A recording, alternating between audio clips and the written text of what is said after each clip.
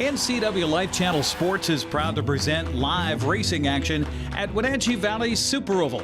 Tonight's broadcast is brought to you by CASA of Chelan and Douglas County. Make a change in a child's life. And East Wenatchee Mini Mobile Storage, Wenatchee Valley's premier storage facility.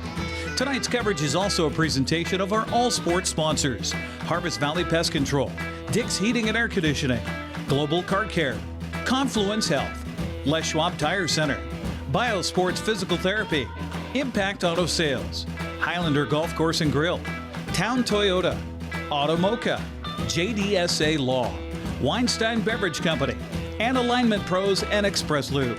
Now let's go to Fancher Heights for live racing action on your local TV station, the NCWLIFE channel.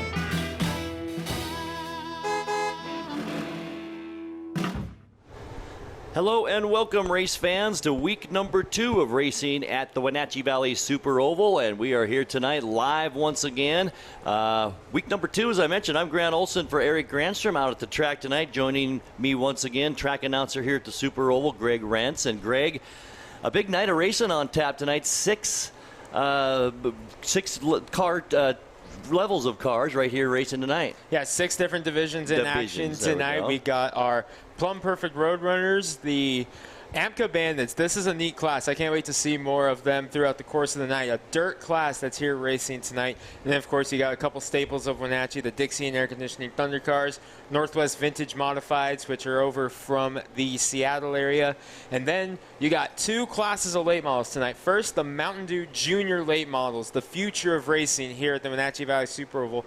Young children 10 to 16 years old behind the wheel of these full-body stock car late models. And then, of course, the big one, the main event, 75 laps, Jerry's Auto Supply Pro late models. And there is a $500 bounty on a certain Glenn Knutson who picked up the win 2 weeks ago here on NCWLIFE. He's a hot racer, too, isn't he, Greg? 5 wins in a row entering tonight. Fantastic. Also want to mention that tonight's sponsor is North Valley Mechanical, who's also putting up an additional $100 cash to the winner of the 6 main events. We want to thank Rod Rumboltz for that, and we'll be chatting with him as the night goes on as well. So we're about ready to qualify, aren't we, Greg? Yes, sir. We're getting the qualifying procedure set to go. The only class left to qualify is the Jerry's Auto Supply Pro Late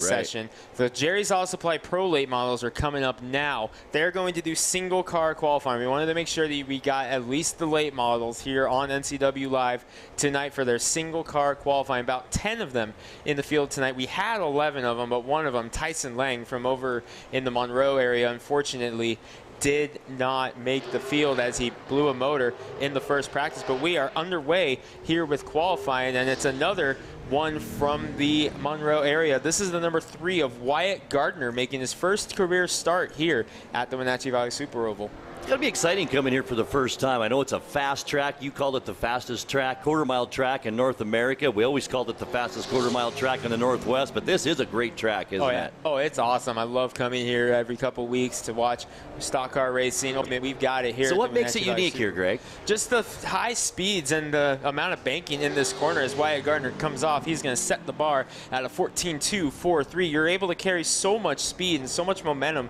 through the corners with that high banking, and then you come down into turn number 3 and 4, and Gardner's going to punch it right now and take the checker flag from Jason Wilson, and it is a 13.931. Picked up 3/10 there as we move over now to our second qualifier, Rocky Crocker, who was a staple at the Wenatchee Valley Super Oval for quite some time back in the day. He's got a new car in the offseason. This car is actually a very competitive car in the Cars Tour on the East Coast that runs in the Carolinas and the Virginias area. Came from there. Preston Peltier, 2-time Summer Showdown champion, drove this car in the Cars Tour. Wow.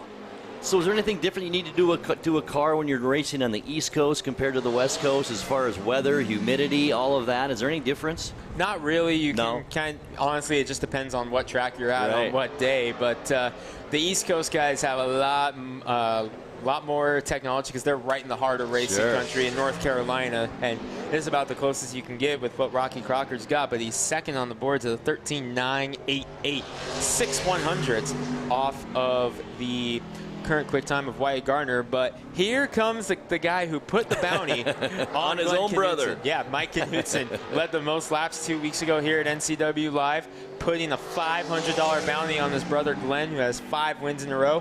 Mike's no slouch either, a former champion of the series, won the title back in 2017, and a few wins to go last year. So Mike Knutson definitely knows how to get it done. I'll tell you what, Greg, this is just an unbelievably prolific racing family, the Knutsons, aren't they? Absolutely. And how about quick time at a 13.612, 0.3 of a second quicker on his first lap. Usually the second lap's a little faster, isn't it? A little bit, yeah, usually. Checker flag, second lap for Knutson. It does not add up there, an 8.81, so the 6.12 is the lap that counts.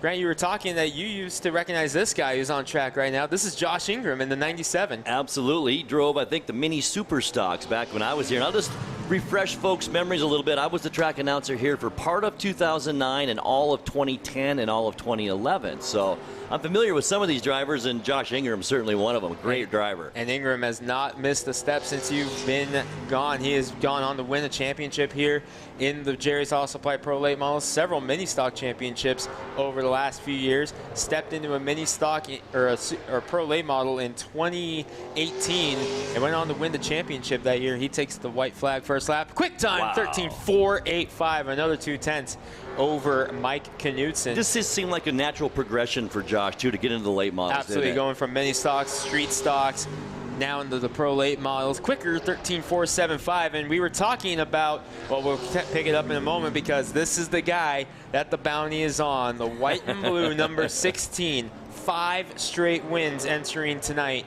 including the Idaho 200 last year at State Line Speedway and the Jerry Bershauer Memorial right here at the Wenatchee Valley Super Oval last year. $10,000 combined for those 2 wins. Glenn Knutson in the number 16 out of Quincy, defending champion of this series, hottest pro late model driver. See if he can knock Ingram off. He needs a 4.75 to do it, and he is third, a 13.705. And Grant, Glenn's car is typically set up for the long run, so I'm not too surprised to see him not quite tracking that qualifying speed. He likes to come alive in the second half. He will jump to second at a 13.566, but we are going to have a battle, aren't we, tonight, between Josh Ingram and Glenn Knutson, among others. You cannot count this young man out. Hayden Plybon, 16 years old, and everybody says down in the pits they have been waiting for a rematch between Knutson and Plybon ever since Father's Day weekend last week at State Line, a race that Glenn Knutson picked up the win.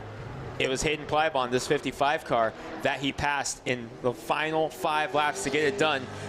Race fans in the Northwest have been clamoring for a rematch, and Hayden Plybon, second quick, 13.492. He just beat Glenn Knutson. Wow. He just has to get around that 97. So where's Hayden from, Greg? Hayden's from Meade, Washington, which is a little bit north of Spokane. Checkered flag, quick time, 13.456. Winner last night at State Line Speedway. He won last night at State Line, loaded up and came here, and he's on the pole right now. But he's fending off a challenge right now from the guy who set fast time last time we were here, Dale Wennerberg, in the 73. Another prolific racing family here in the Wenatchee area. The Wennerberg's famous for running street stocks and all Absolutely. over the place, and now Dale running in the late model. Still looking for that first late model win, but 2 pole awards already this season, including one here 2 weeks ago. White flag first lap for Wennerberg, 5th at a 13.816. Needs 0.4 of a second to get up to Plybon. A little bit nicer racing conditions here 2 weeks than you had 2 weeks ago. A little warmer tonight. Still some wind, but not quite as chilly out there. Hey, we're inside this week. I'm happy with that. 13.755 for Dale Wennerberg. We will now move over to a young man making his first ever pro late model start tonight. This is Donovan Stevens out of Wenatchee, mini stock driver for many, many years around here and various other tracks. Ran on the Northwest Mini Stock Tour for a while. Stepping up in the late models tonight. He's had this car sitting in his garage for about a year now. Finally able to take it out here. That's fantastic.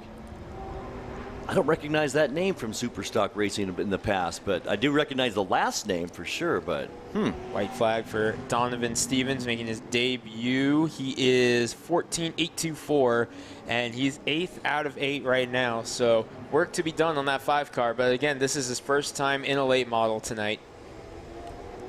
Well, so what can you tell us about these cars, Greg? Horsepower, things like that. What are generally they have to be pretty close to the same, right? Oh, yeah, they're very close to each other in the motor compartment. A lot of these guys are running 604 crate motors, which come from GM typically. There's a couple Fords scattered throughout the Northwest, I believe, but most of them are GM crate motors, very similar on horsepower, and it makes for some fantastic racing between these cars because they're so close together, and it's honestly just who can have the best setup and who can pull off the best it's about driving then, right? Yeah, it takes the power out of the equation with the Pro late models. Sure. On the 970, the grooved Hoosier tires that these guys run, puts it in the driver's hands, and we have 8 cars that have taken time thus far.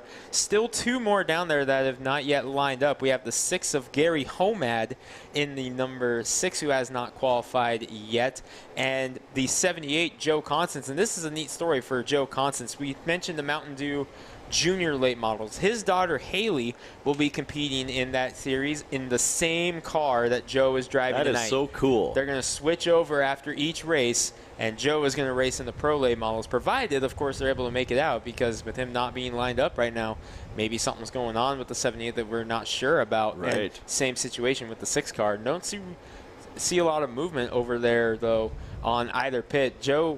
Gary Homad's pitted right over here under the Zero Handicap golf cart sign, one of our great sponsors here at Wenatchee Valley Super Oval, where the Constance family, they're pitted over here by the Plumb Perfect and Clearwater Saloon Casino sign. And you can kind of barely see under the signs there if there's moving around, and I don't see either car moving, so not sure what the situation is here. Haley did take time in the junior late model qualifying, so not sure what's going on here. We'll have to see if we can get an update. So is there an age limit to be a late model driver?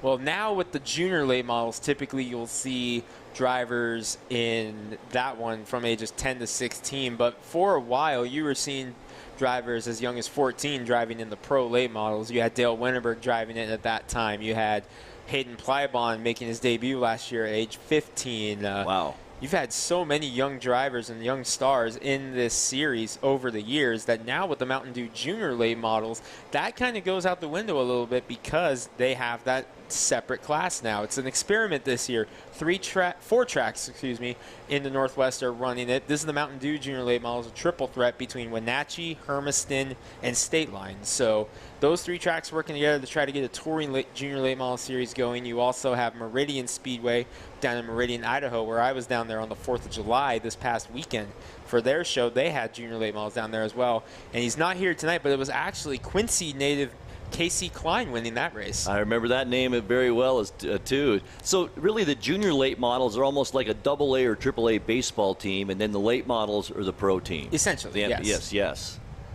Fantastic. So far, who you mentioned, Hayden Plybon, right? And we talked about it, me and Jeremy Anders, we talked about it. We said we were going to be keeping our eyes on 4 cars, the 55, the 97, the 16, and the 51. Just by the way, those numbers that we mentioned are the top 4 in qualifying right now. This is going to be a fantastic main event tonight. I'm so excited. Ever since Father's Day weekend, which was State Line Speedway's opener, we saw that electric duel between Hayden Plybon and Glenn Knutson for the win, which lasted about 25 laps, and it ended with Knutson just barely squeaking in Plybon in the final 5 laps to win.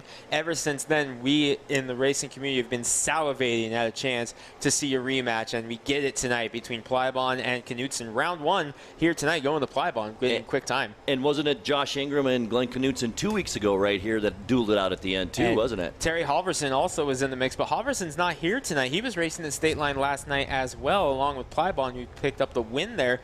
Kind of surprised not to see Halverson here, going to be honest, but Halverson always a threat to win here in Wenatchee, 3-time champion in his own right at this racetrack. So this Jerry's Auto Supply Pro late model, so many great names in this class. Oh my gosh. And we were talking earlier, my memory of the late models was Shane Mitchell back in the day when I was here. He was amazing, just amazing. Who could forget that classic bright orange number 99? So many great memories watching that car just rip around this facility. You knew when Shane Mitchell was here it was going to be up near the front. So how fast do these cars get going on this track, Greg? On the back stretch? The fastest part of the tracks would be right at turn entry, right when they let off, and I would say these guys are probably close to 100 miles an hour. I'd say a little bit above, probably. Amazing. Just getting this horsepower up. It's so much fun to watch. And you look at this track, you think, how can they do that on this track? It's a quarter-mile track, but boy, these cars are amazing. So much fun to watch. Well, I think we'll take a little break here. I don't know if we're going to see Gary Homad or Joe Constance. Yeah, we haven't seen them even in line yet. And so I can see the 6 car still sitting in pit road. I'm not seeing the 78 car, where it was pitted right between the Knutson brothers. Glenn's over here on the left, Mike's over on the right. The 78 was pitted between them, and I'm not seeing the 78 car lined up. Haven't seen it since junior late model qualifying. So I would hazard a guess and say, safe to say they're not going to make it out. Well, let's take a time out. We'll take a break, Uriah, back in our NCWLIFE studios. This is the 50th year of racing here at Wenatchee Valley Super Oval, and we've got it live right here on the NCWLIFE channel. We're back with more right after this.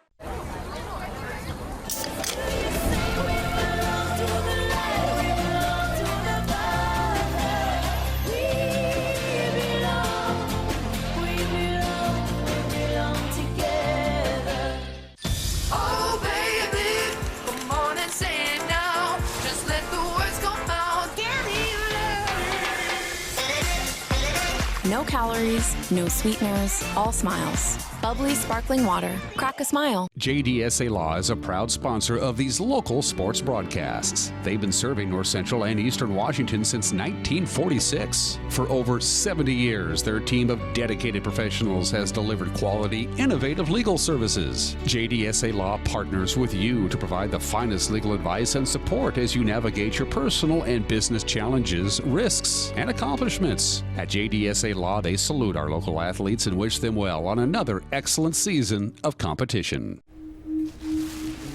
I had to pack up all my things. I had to leave my home. And I never knew where I was going next. It felt like I never even had a say.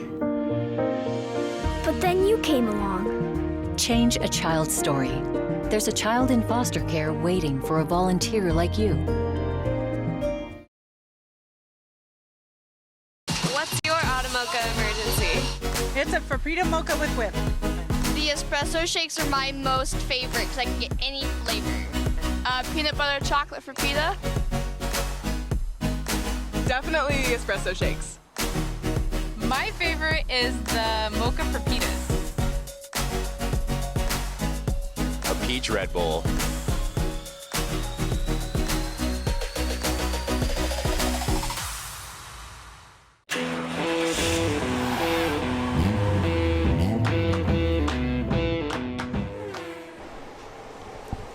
Grant Olson and Greg Rentz back here at the Wenatchee Valley Super Oval, and it doesn't look like we're going to see Gary Homad or Joe Constance here, Greg. Haven't made it up to the gate yet. So how does that work then if you don't qualify? You're going to start at the back. You won't get a time. You're not involved in the invert. You'll start in the back. So, I mean, even if, say, Hayden Plybon draws a full invert, which typically would mean, you know, these guys would, or Plybon would start tail end of the field, final car, and then the guy who qualified with the slowest time would be starting on the pole. Constance and Homad won't be involved in that. They'll be starting at the back because of no qualifying time. I gotcha. So up next, it's heat races. Explain that a little bit, So Greg. heat races, it's what we do at the Wenatchee Valley Super Oval, just a way to get a little extra racing in to entertain the fans when they're able to come out in the stands, and always great to have racing fans here at Wenatchee, and we cannot wait for the day that we're able to allow fans back in. Oh, gosh. We're all ready for that, Greg. That's we for sure. are chomping at the bit. I can tell you that Well, right and it now. gives fans kind of a mini race, doesn't it, to enjoy before their main event? It kind of gives. What I like to do is I say that's like your draft race. If you're sitting in the you're sitting in your race and you're kind of like wondering who I'm going to pick. If you're in the stands with your buddies, your family, and you're like, I don't know which car I pick. The heat race is a nice audition race. It's a nice draft race to really get a good look at some of these guys. And for the drivers, it gives them one extra chance to see what their car is going to do in race trim and figure out, okay, what do I have to adjust on my car? Do I have to tighten it up? Do I have to loosen it up? Do I have to change my air pressure? Is something going on with the motor or something? Gives them a chance in a race situation to really address those issues and see if they can't make a couple final adjustments. But does it also bring up maybe an issue you didn't want to bring up until you would? It very much could. Yeah, right. Very much could. We've seen it time and time again. We hate seeing it, but it happens. You have incidents in heat races. You have cars that lose motors. You have cars that hit the wall and stuff like that. And, it's just a matter of getting the car ready, and sometimes just doesn't go your way. So we'll have 2 different heats probably right here in the Roadrunners, right? Most likely, yeah. I believe we're going to have 2 heats for every class, with the exception of the junior late models, because there's only 4 of them. They're here. We had an extra late model, but Tyson Lang, like we mentioned, unfortunately lost the motor in the second practice session of the day. So tough break for him. And if you're looking at the screen right now, you can see the helicopter with the bucket of water. We do have a major fire happening right now. It's a 3-alarm brush fire west of Highway 172.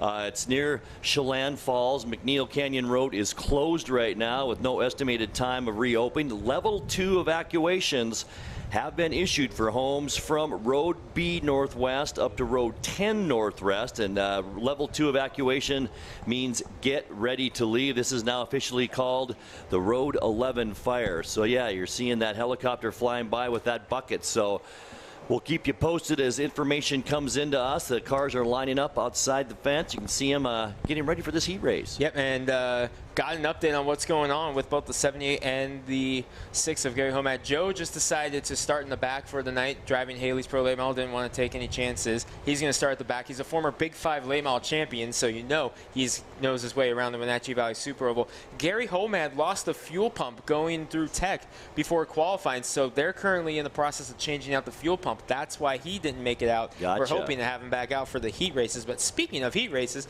here we go with the first one of the day. This is Kyle Franklin in the number 88 leading the way. Alex Bowman inspired paint scheme. Love the Valvoline inspired paint scheme. Elijah Pennington, he's out of Moses Lake, but the car races at State Line Speedway. So Pennington driving that number 20 car. Rookie John Haggard in the number 14. Outstanding performance last week, up in the top 3. I said John Haggard. It's actually Mason Haggard, John's son. I'm so used to seeing that number 4, the number 4. We'll look exactly like that. That's John's son, Mason, in there. Let's see, is that the 71 or the 98 alongside? I believe that's the 71 of John Doyle. Yes, it is. You got Jay Evans, the new and improved Moo Cow out here. We used to see that classic car with the cow paint scheme, and new car, new motor that just got put in today in that car. And then a couple of the Mackins back there. That's the 52 of Jamie Mackin and the 22 of Emily Mackin. And the Moo car, by the way, you notice the steer horns just above the windshield. That was a staple on the old Moo car. Awesome. That was on the hood of the car, the old car, moving him up above the windshield this time. So here we go. First heat race of the day, getting set to go green. Jason Wilson coming 2, and not quite there yet. Looks like something that the score is not liking.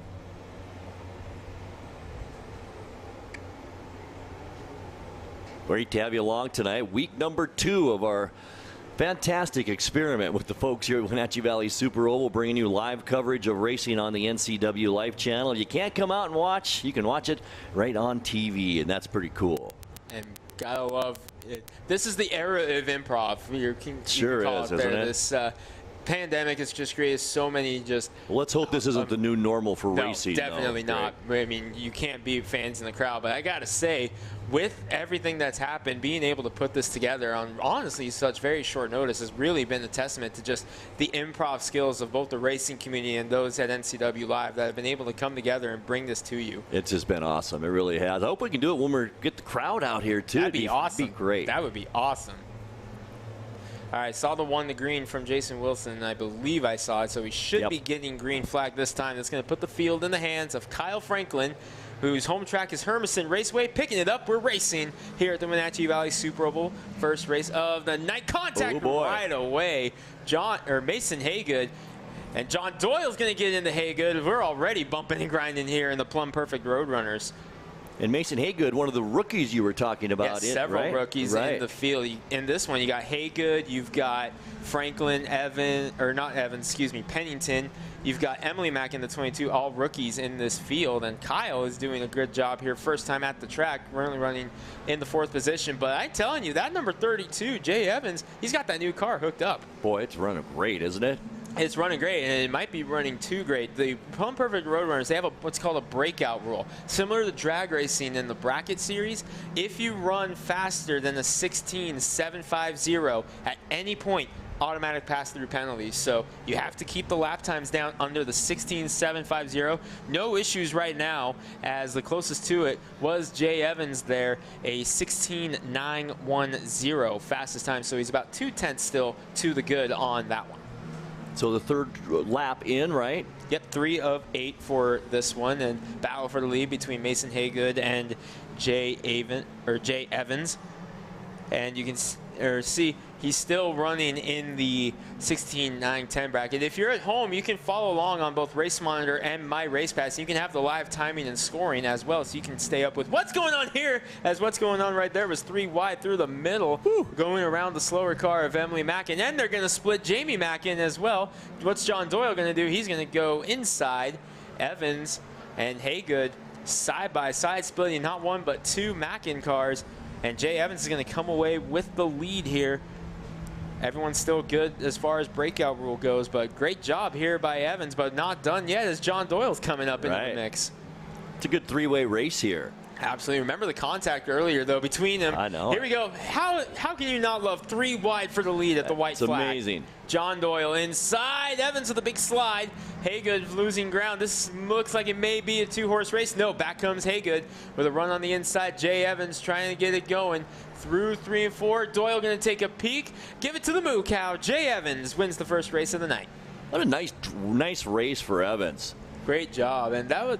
How can you not love that to start the race? That's race number 1 of the night. You saw 3 wide coming to the white flag. Maybe I'm a little biased, but I think every race should have 3 wide for the lead at the white flag. Let's hope we see that all night long, Greg. Oh, that'd be awesome. Imagine that in the Jerry's Auto Supply late models. Fantastic. All right, second heat race coming up here for the Plumb Perfect Roadrunners. Now, what we did last week, I'm not sure if that's the case this week. I believe it is. What we did last week was we took them by odd and even. The drivers that qualified with the odd positions, 1st, 3rd, 5th, 7th, so on, they were one race, and then the evens, 2, 4, 6, 8, they were another. Not sure if that's the same thing we did tonight, but here we go. So we're taking a look now at our second heat race. That's Leavenworth, Washington's Carlin Coker in the number 98, second-year driver. Josh Mock, a multi-time winner in this class, out here making his first start of the day. Little excitement, they call him. This is the 3rd Mackin in the field. Brianna Mackin in the number 7. Kyle Lahr in the 22. Podium 2 weeks ago at Wenatchee. His older brother Tyler took that car to Hermiston last week, picked up the win in one of the 2 main events at Hermiston. That's the 22L. Rounding out the field is the number 33 Brandon Knopf. Hermiston, also one of your home tracks, right, Greg? Yep, Hermiston, Wenatchee, my 2 tracks. Popular? Racing is very popular, right? Oh, yeah. Gotta love it. Coming to a green, and I'm not sure that we're going to not stack these guys up once again, because Josh Mock did not get going. Keeping an eye on Jason Wilson. A little bumping going on there, too. Yeah, Coker and Lahr getting together. Wilson's got the yellow flag in hand, and it looks like we are going to restart this one again, because Jason Wilson did not like that restart. Or the initial start, I should say. And what determines? How does he determine if he likes it or not? Well, what we mean by that is, as long as the start is relatively in order and everything seems to go smoothly there, everything's fine. The problem was Josh Mock in the 23 did not get going on the initial start, and Kyle Lahr was able to get around him. Typically, if you pass on the inside before you get to the finish line on the start or restart, you get black flag. But because that was a case of the outside car just not going, it's not a penalty to Lahr. We're just going to reset, do it all again, because that's also caused the inside line to just really get going. So we're just going to try it again, and hopefully this time we are able to keep it together. Got to be in order, right, Greg? Absolutely. Coker leading the charge. second-year driver out of Leavenworth, Washington. Josh Mock, several wins over the years here in this series. Look at Kyle R getting right up on the bumper of Carlin Coker. A little bit better that time, but you might see a warning to the 22 of Kyle R as he gave a pretty good shot to Coker there on the initial one. Wilson's got the yellow flag in hand once again. We'll see if he waves it. Does not look like he's going to, so we're going to stay green. But I won't be surprised to see Lar get at least a warning after the race on that one, as he did get a good run there on Mock before we got going. And the battle is for third. You see it on screen right here between the 98 and the 33. Give it to Knopf with a big run down the backstretch into turn 3. So Kyle Lar leading the way right now. Brother Tyler parked that thing in Victory Lane in Hermiston last week. Kyle Lar picked up a win 2 weeks ago on NCWLIFE in that car in the heat race. Running strong. Yeah, you can see why, without a doubt. And he showed flashes of having a lot of potential behind the wheel. He used to run at the Freda Raceway Park before that track closed. He ran in the V6 cars, and he, I believe, won all 3 main events that he entered before that track closed down. And then he stepped out of the driver's seat for a while, finally climbing back in the car this season. Second start of the season for Kyle, doing a good job here so far. 1 heat race win already, and halfway through the second. Yeah, halfway to the second one. 4 down, 4 to go.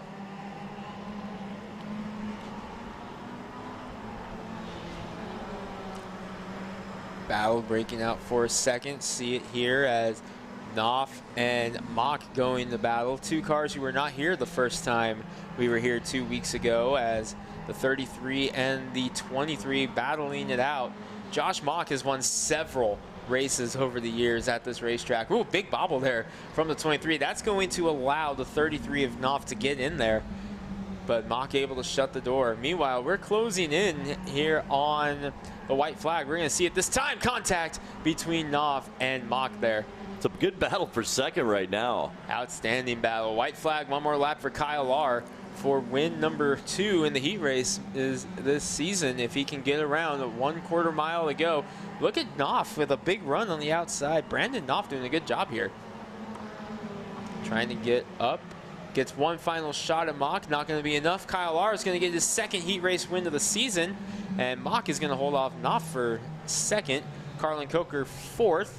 And Brianna Mackin will round out the field. And just like that, first class of heats in the books. Plumb Perfect Roadrunners. We're moving on. And by the way, there are trophies handed out for heat race winners, but they do that down in the pits. They're doing that down in the pits for the time being. Sure. Typically, they're done here on the front stretch. They get to wave at the fans. They get to thank their sponsors. But unfortunately, just due to the circumstances, got to do them down in the pits to keep the show moving, as it looks like the Northwest Vintage Modifieds are on track. And not wasting any time either. No, we are moving them right along. And Grant, I don't know if you've seen this series over the years, but this is one of the most fun classes to watch.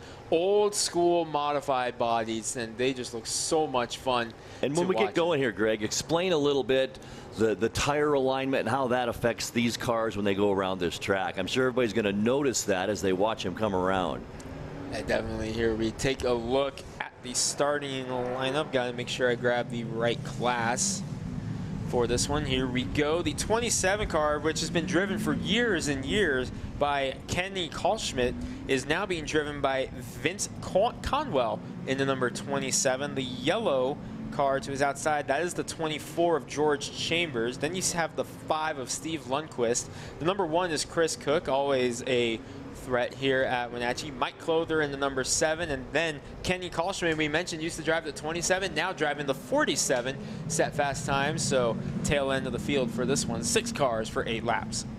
Had a very fast time, didn't he, in qualifying? Oh yeah, group qualifying, he was pulling away from everybody. So you know that 47 is going to be charging through the field. I'm curious to see how he does compared to his old car, which is being led or driven by Vince Conwell. Is going to lead him to the green here. Jason Wilson likes what he sees. Green flag. We're underway. It's a side-by-side battle between Chambers and Conwell going into turn 1. And oh, some smoke, and that's a suspension brake on the number 1 of Chris Cook. He's going to barely make it to the pits. No, he's going to come to a stop right up there at pit exit, trying to get it on pit road. You can just see him up there in the top corner of the screen trying to make it back. Left front tire was askew on that number 1 car. There you see it. coming to a stop. Caution is out. Kalschmidt's around up in turn number 3, right at the yellow flag. You saw the number 1 of Chris Cook. There you see it again. That left front tire just skewed out. And right when the caution came out, Kenny Kalschmidt spun around up in turn number 4. So why would Kalschmidt then go into the 47 car, Greg, and not drive his 27? Is this a car that maybe he's trying to break in, something like that? Either that, or maybe if he was the car owner, I'm not sure what the situation was. If he was the car owner, maybe he sold it to Vince, or car owner put Vince in the car instead and elected to put, and they just went with a different car. You see drivers changing cars all the time, right? Not just in this series, but in series altogether. Cars just changing hands, and car owners deciding, you know what, I'm going to put this guy in this car, put you in this car, or a driver will make another new deal with a new team. So you just have multiple different situations of what can lead to drivers being in new cars. And as an announcer, you just got to learn to roll with it and try to figure out who's who. And that's why you go down to the pits before the races and talk to these drivers. You get some information and you pass that along later on. So in Hermiston, we have this one car that has about 5 or 6 different drivers throughout the course of the season, and then you have a team of about 5 or 6 cars, and it feels like each one has a different driver in it every week. So you guys just be like, okay, which one of you is driving which car this week so we can get the scoring right? It'll keep you on your toes that way. Oh, yeah. So right now, the safety crew is getting up. So it has to be completely out of the entryway to pit row, right? Yes, that is correct. Because if a car comes flying in the pit road with a problem, all of a sudden, you know, oh, hey, something happened to my car. I got to get off the track right now. If he's sitting right there, sit and duck. Right. Got the number 1 of Chris Cook on the hook. No rhyme intended there. And they got him just about cleared out right now. And we should be able to get going. As you see on the screen right there, they're able to get him out of the way. Vince Conwell in the lead. We got 1 lap complete in this one before the caution came out. It'll be Conwell, Chambers, Lundquist, Mike Clother, and Kenny Kalschmidt, your running order.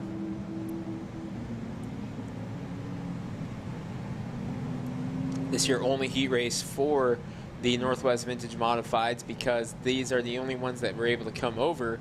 Most of these guys come over from the coast. There is a separate group in Spokane. Unfortunately, none of them were able to make it over for this race, but we're getting set. We're back green here at Wenatchee. Conwell trying to pull away. We know that car is fast, as Kenny Kalschmidt drove it to several wins here over the years. Battle breaking out for second between Lundquist in the 5 and Chambers in the 24. Lundquist, big dive into turn 3 and 4. Gets the spot, and he's going for the lead as well. Boy, Steve Lundquist likes what he sees, making 2 passes and went the fastest lap of the race right there. Fastest lap of the race last time by for Steve Lundquist. Coming around, Lundquist will lead the lap, and again, fastest lap of the race. So that number 5 car definitely showing he's got a lot of speed. As Kalschmidt, he may have flash spotted the tires a little bit on his spin, the 47. That's why he may be having a little bit of a struggle trying to get going. And you mentioned earlier, Greg, heat makes a little bit of difference too to the track, doesn't it? Yes, and the track seems to be a lot cooler than it did in qualifying, as we've got some cloud cover rolling in contact between Kalschmidt and the 7 of Mike Clother up in turn number 3. But the cloud cover moving in, that's cooling the track off, and that's putting more grip in the track, so you're able to carry a little bit more speed in the corner in situations like what we're seeing right now. Handful of laps to go. I believe Deuces on the tower. 2 laps to go. Kenny Kalschmidt, the 47. He just went the fastest lap of that heat race, trying to track down Mike Clother. White flag is out, 1 lap to go. Big slide out of Mike Clother, but he hangs on to it for third for the time being. Can Vince Conwell get back up and get back around Steve Lundquist as they come down the backstretch for the final time? In through turn 3, battle for third. Lundquist is going to get the win. Here we go, checker flag. Too close at the line. We look at scoring. I believe it was the 7. It says 7 on the monitor by 8 1/1000ths of a second over Kenny Kalschmidt. That race fans, is the equivalent of about 2 inches on the racetrack. Oh, man. So that 47 car is a car to watch here in this main event, that's for sure. He took it easy a little bit, I think, tonight. He spun out a little bit. We had a caution, but I still think he's the one to watch a little bit later on. He's definitely going to be one to watch, but yeah. I liked what I saw out of that 5 car. Steve Lundquist, a couple big power moves on the inside there to get up to the lead, and was consistently running the faster laps in the race before Kalschmidt had that lap near the end. So I got to keep my eye on that 5 car in this main event. Let's see, they will be going 25 laps in their main event tonight, as well will the Plumb Perfect Roadrunners. So the 2 classes that have gone tonight in their heat races will have 25-lap main events coming up. As well as the junior late models, too, I believe. 25. Yep. Dwarf cars, 30. Pro late models, of course, that's the main event, 75 laps in the Thunder cars. Which are on track right now. Dixie and Air Conditioning Thunder cars, 8-lap heat races. They are going to be going 30 laps in Why are their Thunder cars so popular? It's just so much fun, and it's not just the thing here. Yakima Speedway, where they're known as hobby stocks, they're super popular. State Line, where I was at just last night. This class was running 18 of them in the field tonight. Something about these cars, the drivers just love driving them. The fans love watching them. Boy, they do. They really do. Let's see who we got here in this one. Chris Knutson, the older brother of both Mike and Glenn Knutson, who are driving late models tonight. Chris is crew chiefing for both of them and driving, so busy man. And at number 19, Carl Brandt, the 84, a couple wins last year in the Roadrunners to his outside. Luke Shaw, first start of the year, as well the 7 of Mike Sims' first race of the year. And winner 2 weeks ago, Seth Frazier in the 14. He had a great qualifying time, too. Absolutely, 14.8. Only driver in the 14s this weekend. One other driver got in the 14s last weekend, but no one had anything for Frazier in qualifying last week. Terry Osborne, the 46, was making it interesting in the main event, but Seth Frazier, fast time once again, and you know everyone's going to be gunning for that 14 car as we come around, we pick up speed. Dixie and Air Conditioning Thunder cars, first heat race underway. And Grant, if you're going to see bumping and banging tonight, it'll most likely be this class. All right. Carl Brandt out to the lead in the number 84, bringing Mike Sims with him, racing in memory of his father, Lloyd. Carl Brandt leads lap number 1, but look who's already up to 3rd. Last time out winner, Seth Frazier, the 14. Didn't take long, did it? Not at all. Battle for 4th breaking out between Shaw and Chris Knutson, as it's a 3-horse race up front. Brandt continues to lead, looking for his first win in the Thunder cars.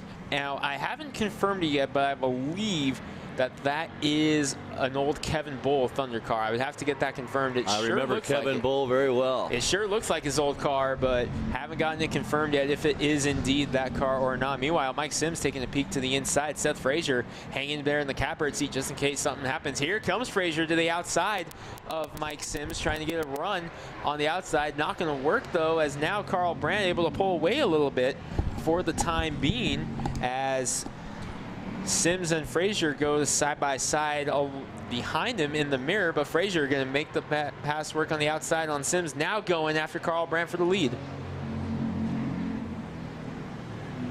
Mike Sims, also longtime driver here at the Super Oval.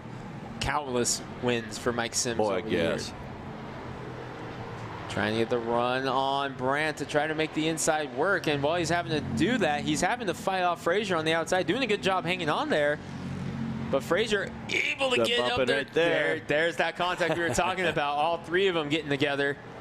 You know, if the fans were here, they would have all stood up for that one. Absolutely. White flag, 1 more lap to go. And Mike Sims got a good run through 3 and 4 there. He may get the shot that he's been looking for on Carl Brandt here on the inside. He will. Seth Frazier's going to go 3 wide for the lead down the backstretch. He's going to back out. He's going to let these 2 settle it out.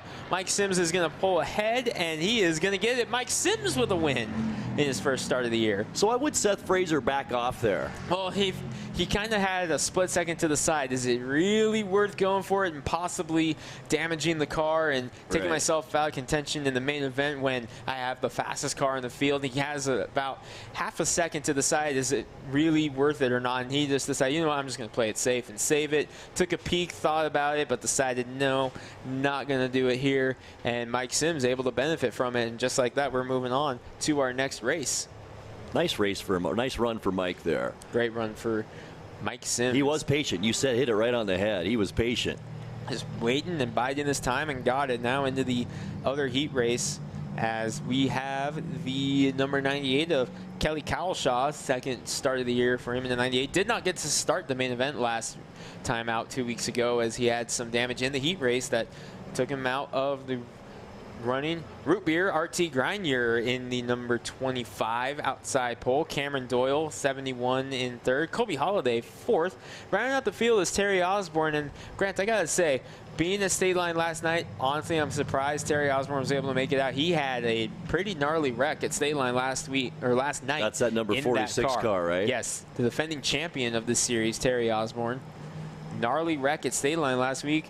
Thought he may have to maybe even replace a radiator, some other stuff, and yet here he is. Wow. Racing it out. Qualified, I believe, second. So Terry Osborne going to give it another shot here and try to bounce back. Green flag. Cowlshaw going to lead him to the green. RT Grenier at 25 on the outside. Doyle inside of Colby Holiday. You mentioned you recognize Chad Holiday. That's Absolutely. his son. That's his son, Colby.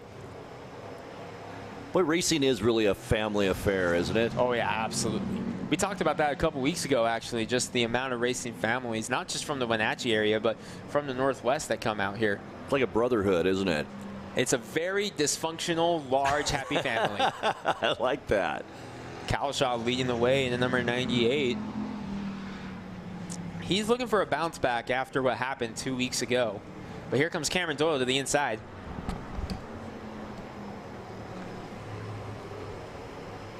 So almost 3 laps down in this heat race, 5 more to go in our second Thunder Car heat race.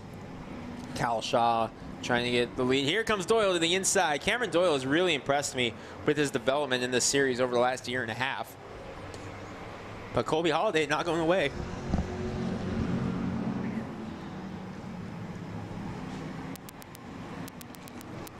Holiday, of course, in that 33 car. There's the 46 of Osborne making a run at it too now, Greg. Yeah, here comes Osborne to the inside of Cowlshaw.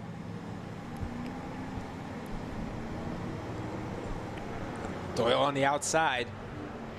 Osborne right there trying to get a run as you're seeing RT Grenier and Colby Holiday. Big slide out of Osborne.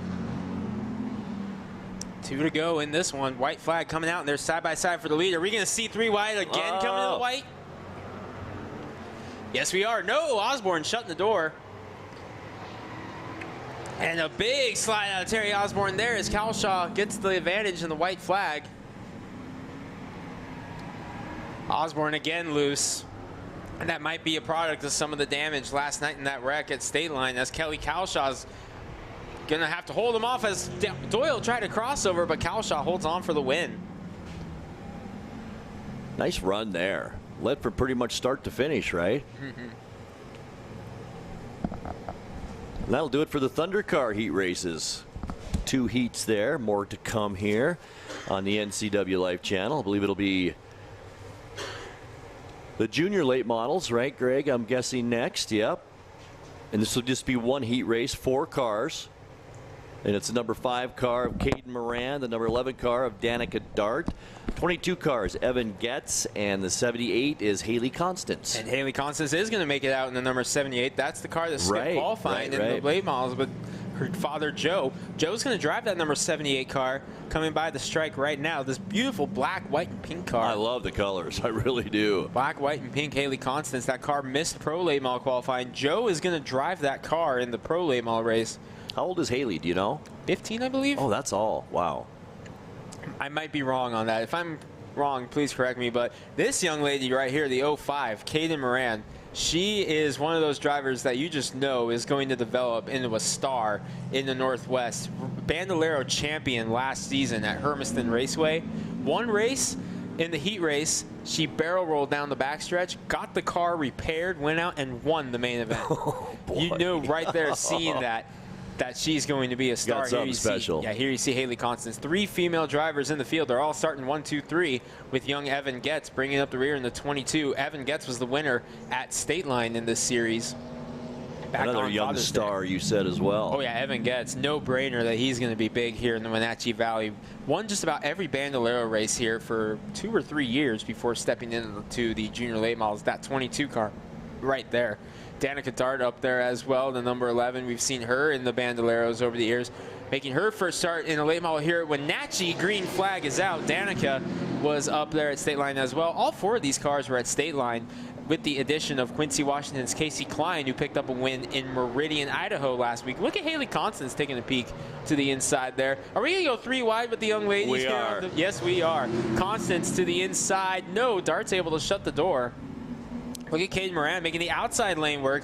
Don't see that too often here in the pro late models, which are essentially the same thing here as these cars. Look at Caden Moran get a run on the outside in the 05. Give the 05 the lead.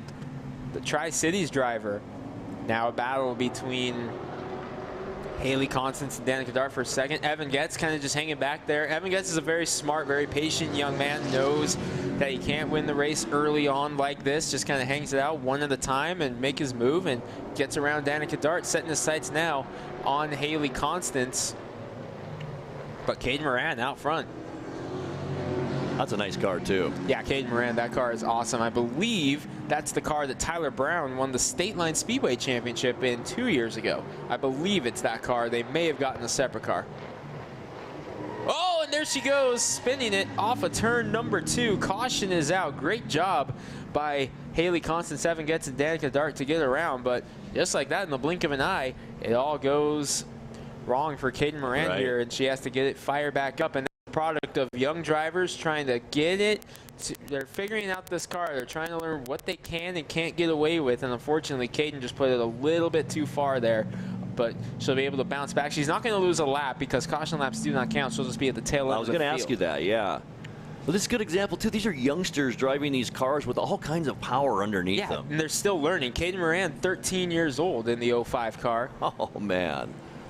Can't drive on the streets, but can drive here at the Super Oval in a very powerful car. I think when she goes for her driver's test, when she turns 16 for her license, she should take that car. I like your thinking, Greg. All of them should. I like that. Halfway in this one, 4 down, 4 to go. Haley Constance is going to take the lead. And remember, she has to keep that car in one piece for Dad, because Dad's going to drive that car in the pro late models. What's in the back of her mind during this whole heat race? Well, we actually had that because I was in Meridian last week, and we had that same situation. One young lady was driving the car in the junior late models there, and her father was going to race it in the pros, and it actually did get involved in an accident in practice. So for the rest of the night, they split it with no nose on the car. Oh my gosh. So no doubt Haley Constance thinking that she does not want that to happen. Green flag is out, but now she's got pressure from Okanagan, Washington's Evan Getz in the 22. Caden Moran pulled into the pits real quick and is now pulling back out. So she's just going to use this as an extended practice session here. Battle, though, for the lead beginning to heat up between Evan Getz and Haley Constance. But bobble out of Evan Getz there. And, of course, Evan's father, Brian, so successful at this track. Winner of quite a few big late model races and street stock races here at Wenatchee. Yeah, I do recognize the name. Yeah, that's Evan is Brian's son. Winner all over the Northwest in street stocks and late models. Evan's turn in the late model tonight, but he's chasing Haley Constance right now in that number 78. And Haley has been really making a name for herself over on the coast in the Evergreen Speedway area, Monroe, South Sound Speedway, and the dirt tracks up there. She's really been making a name for herself up there. She's going to take the white flag, looking for a junior late model heat race win here at Wenatchee. Here comes Getz. Getz with a big run here these last couple laps. He might try to take a shot. Contact! Oh my goodness. Danica Dart is going to come through and get the win, and that, boy, again, you talked about it a little bit earlier, that these young drivers are learning what they can and can't do, and Evan Getz just carried just a little bit too much speed in there, and it's going to hand the win to Danica Dart. Well, they're learning what they can and can't do, and they're fearless besides, right?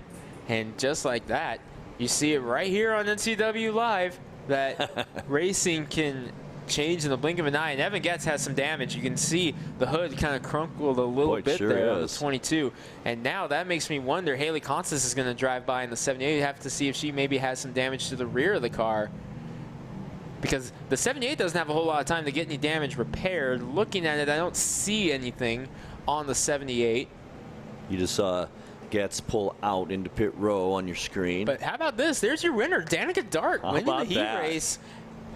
You just never know in racing, do you, Greg? I mean, here we're sitting here talking that Haley Constance was looking strong and Getz just had one final shot to take it. He took it. And next thing you know, Danica Dart, who's in third of the white flag, is taking the win. She gets a trophy in pit row. Yeah. So that concludes the junior late model heat races. Heat race, I should say. Yep, heat race. So I believe this will bring up a class that has only run here one time in their history, the AMCA Bandits. Dwarf cars. This is a dirt class that runs in the dirt tracks around here at Grays Harbor, Skagit, those areas. A couple of them decided to come play here on the asphalt. They were at State Line last night, put on an amazing show. Here again tonight, and a little bit down on car counts, so we got a couple legends in the field as well. Legend cars, which will be here next week with a big race. Legends Thunder coming up next week. 28 cars, is that right? Unbelievable entry list here. That's fantastic. You're going to see kind of a preview of that. We got, I believe, 4 of them in the field tonight to go along with 4 Bandits. So have to get the exact count. I can't remember which is which. And you can explain, once the cars get on the track, Greg, the difference between a Legend and these Dwarf cars. Dwarf cars, you'll see the difference, and you'll just be pointing out which one is which. Here we go. See them rolling out. So the first one out, this is a Dwarf car. This is, let me make sure I get the correct list here. The 13 is John Nespel Jr. in the 13W. The 77W is Wade Stringer. 23, winner last night at State Line Speedway, is Tyler Howard. He put on an amazing show, Grant. This was unbelievable to watch. The 5W is Steven Taylor, and the 17W, second place last night at State Line, Dale Knutson. All 5 of these are Dwarf cars. So what we did was we took the Dwarf cars and separated them from the Legends for the heat race. They will run the main event together. That makes sense, though, doesn't it? Yeah, these are the 5 Dwarf cars. We did this at State Line last night, too. Right. And it'll actually be 2 separate winners, I believe, is what we're going to do with that here on North Valley Mechanical Night at the Races. And a little something that we want to talk about here. Rod Rumble, the owner of North Valley Mechanical, stepping up in a big way here on North Valley Mechanical Night at the Races. Each main event winner, an additional $100 in some North Valley Mechanical swag coming up to your main event winners tonight. It's always nice to get that little extra cash, isn't it? Cash money. That's right. Especially when it's a nice Ben Franklin. Absolutely. Green flag is out. Dwarf cars. Watch that 23, because he was making moves like that last night at State Line. Loves to make a power move right on the start. That was amazing right there. And timed perfectly. Timed it perfectly. The 17W of Dale Knutson was keeping up with him here, but this is starting to look a lot like it did last night at State Line Speedway. Tyler Howard pulling away. Wow. Just immediately. Amazing. But while he's checking out, we got a great battle going on here for the 3rd spot between the 13 of Nespel and the 5 of Steven Taylor. There Taylor able to get to the inside. Yeah, Taylor able to get to the inside now of Wade Stringer, and he's able to get going in the 2nd spot. The battle now between the 17 and the 13. Tyler Howard is in his own zip code already. Holy cow. He's already over in Rock Island. Now, I'm expecting in the main event that 17 of Dale Knutson to really get up there with him. He has to slice through the field right now, and he's kind of holding back a little bit, you think? Yeah, just saving it for the main event. Right. He did the same thing in State Line last week. Tyler Howard pulling away right now, looking for his 2nd straight heat race win. Swept the night last night at State Line Speedway. The tire is actually off the ground. Oh, yeah, coming around turn 4. That's the dirt track setup on it right there, just carrying it through. I was going to ask you how you adapt a car from dirt to the paved track. Yeah, do some different setups. Tires for sure, right? Tires, yep, different springs and stuff. But 23, honestly, not showing a whole lot of difference than what you would see on the dirt track. The rest of them are. And Tyler Howard may have thought the right idea here of not making very many changes. He's going to get the white flag. Dwarf cars have a little bit more horsepower than the Legends and no front fenders. Wade Stringer into pit road too, Greg. They come around checkered flag. Wade Stringer, the 77, pulling in, but the win going to Tyler Howard in the 23, second heat race win in as many nights. Good battle for second. I believe it was the 17 getting it Dale Knutson. Yes, it was. He's getting ready for that main event. I think he hit it right on the head. 23 and 17. It's going to be a race later on. It's going to be wild. They put on an amazing show at State Line last week. Did Tyler Howard and Dale Knutson, and I'm looking forward to perhaps a rematch here tonight. So now the big boys coming up, the Pro Late models, Greg, and probably 2 heat races here as well? I would assume 2 heat races. We had 10 cars in the field. Remember, the 6 of Homad had to change the fuel pump. Right. So we'll see if he's got it rolling. I believe is him rolling in pit road right now. So looks like it. Oh no, we forgot about the Legend cars. We sure did. I'm sorry about that. These are the Legend cars. They're going to run with the Dwarf cars in the main event. So here we go. They are on the same list as the Dwarf cars, but they're running with their own rules. Bryant Carlson, the 25, is the driver that led them out. The 35, Marissa Sawin. The 2 of Jeff Moeller. And the 08, Greg Scott. So you can tell the difference in the cars between the Dwarfs and these Legends. It's the fenders, isn't it, Greg? The fenders, there's a little bit of difference with the motor. The Legends are a little bit smaller in size, but yeah, the main difference is the fenders and the size of the cars. And next week, when you've got 25 of these things repping around this little quarter-mile oval of these cars right here that you see on your screen right now, 25 of them next week. And Greg mentioned it, next week, more racing live right here on the NCWLIFE channel, so don't miss that. We're going to have it for you once again. Hopefully we can keep doing this throughout the summer. Green flag is in the air. We're back underway. Little Legend Thunder coming up next week, so a little bit of a preview for that as Carlson gets the run on the outside. They all get around Marissa Sawin in the 35. Here comes Jeff Mueller to the inside. Muller's a staple at my other track, Hermiston Raceway, in that number 2. Comes up to Wenatchee whenever he can. He's looking for a win. Brian Carlson inside, Mueller outside, or Carlson outside, Mueller inside. Give it to Mueller down the backstretch. Greg Scott kind of hanging there in the 08. Just in the catbird seat, watching and waiting and seeing what happens. A little bit of a bobble there from the 25 of Carlson. But Jeff Mueller pulling away in the 2. Here you see the battle for second between Scott and Carlson. Scott trying to peek on Carlson. He's going to get a good run. But Carlson shuts the door.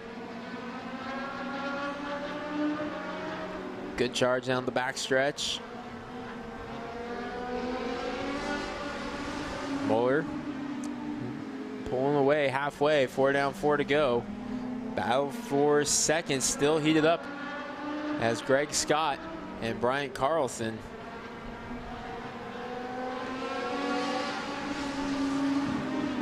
So you say also a winner last night, the number 2 car, right?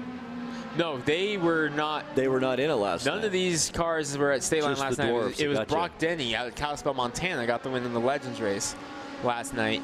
So it was 4 cars there, 4 cars here, but it was 4 totally different cars for the Legends. Gotcha. Jeff Mueller pulling away now. Greg Scott pulled into the pits, so that's going to give sole possession a second to Brian Carlson, but the white flag is out. Jeff Mueller trying to get a win here at Wenatchee. Down the back stretch for the final time. Checkered flag in hand. He's got it. Jeff Mueller, heat race win for the Legends.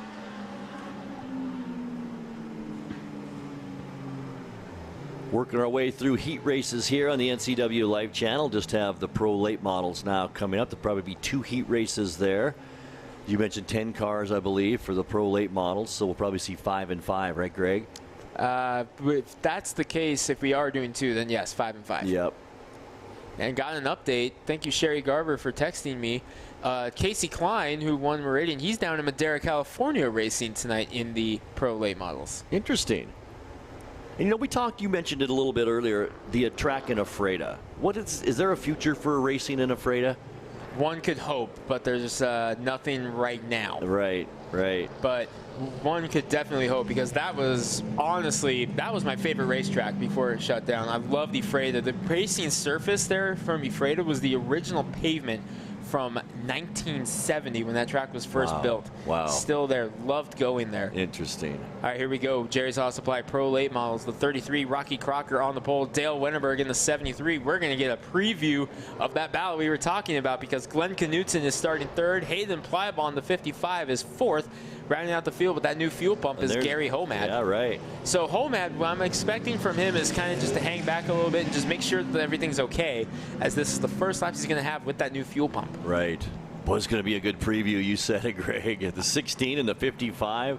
That's the battle. That's the battle right there. Glenn Knutson, 16. Hayden Plybon, 55. One to green at the line. Rocky Crocker, Dale Wennerberg, Glenn Knutson, Hayden Plybon, Gary Homad. Gary's been racing a long time, too, around here. Been a while since we've seen him. He made his first start back there in 10 years. No made his kidding. First start 2 weeks ago. No kidding. Green flag back in the air. Here we go. And this is not something we often see with the Jerry's Auto Supply Pro Late Models. They usually do not run heat races. They usually just do a practice session. So some of these drivers are kind of in a position.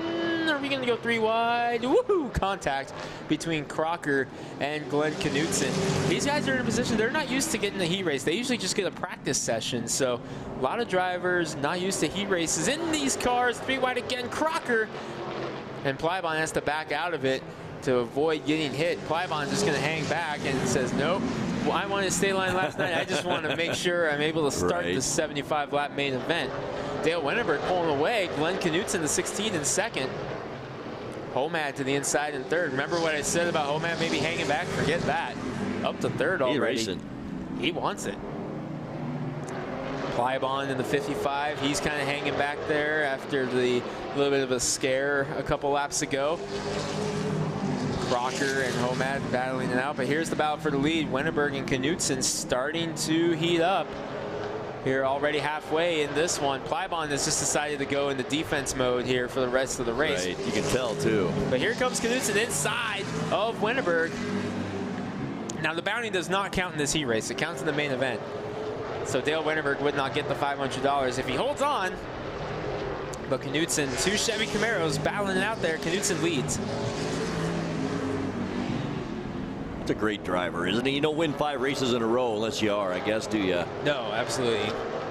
And not only is he a great driver, he's also Garrett Evans' crew chief now, the legendary Garrett Evans. Yeah, right.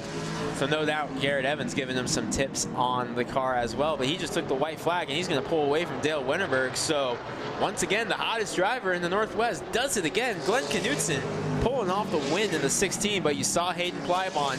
You are going to want to keep your eyes on that young man in the 55 tonight, as he dominated that state line last night. Led the most laps in that race that Glenn won at state line 2 weeks ago. No kidding. But it was Knutson coming away with it there, but Plybon led the most laps that night. And we've got Josh Ingram to consider as well coming up in that. Yep, he's coming up in this other race, and you got to factor in Glenn's brother Mike as well. He's going to be in this race. There he is, leading the charge out. Mike Knutson, the 51. I just can't wait for this main event. It is going to be some kind of racing. Mike Knutson in the 51, and we talked about this a little bit a couple weeks ago. I love the numbers on the quarter panel of the 51 car as opposed to everywhere else.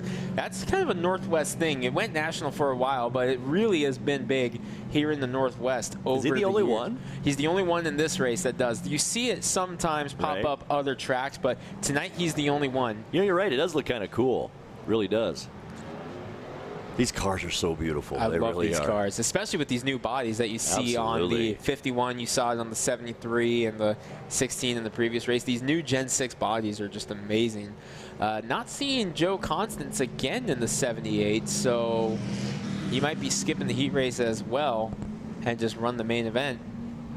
You have that choice. Race. You don't have to race in this heat race. Yep, that's driver's discretion. You got Mike Knutson, the 51. Wyatt Gardner making his first late model start here at Wenatchee in the number 3. Then you got the 2018 champion. You talked about him, Josh Ingram, the 97. Play spoiler in that battle between Knutson and Plumb. Remember, he split them in that qualifying session. He out-qualified Knutson as well, so Ingram could play spoiler very well. Got a nice car. He does, and then Donovan Stevens making his debut in the late model tonight. First ever late model start for Donovan Stevens. How excited is he right now? Not so much sure he's excited. I'm sure he's equal parts excited and nervous. Yeah, I'm sure he is. Just wants to keep that car in one piece. You see him kind of hanging back there. He's like, I am not taking any chances. Knutson, Gardner, and Ingram coming to. Green flag is racing. 2 former champions right there on the front row. Mike Knutson 2017, Josh Ingram 2018. 2 former champions of the series and countless main event wins between them. And here we go. We're going to see another classic battle between them right now to start things off. Ingram and Knutson. Give lap 1 to Mike Knutson, who led far and away the most laps 2 weeks ago in this race on NCWLIFE, but Glenn was able to get around him at the end. Josh Ingram, of course, always a threat. Trying to get up underneath Knutson for this heat race win.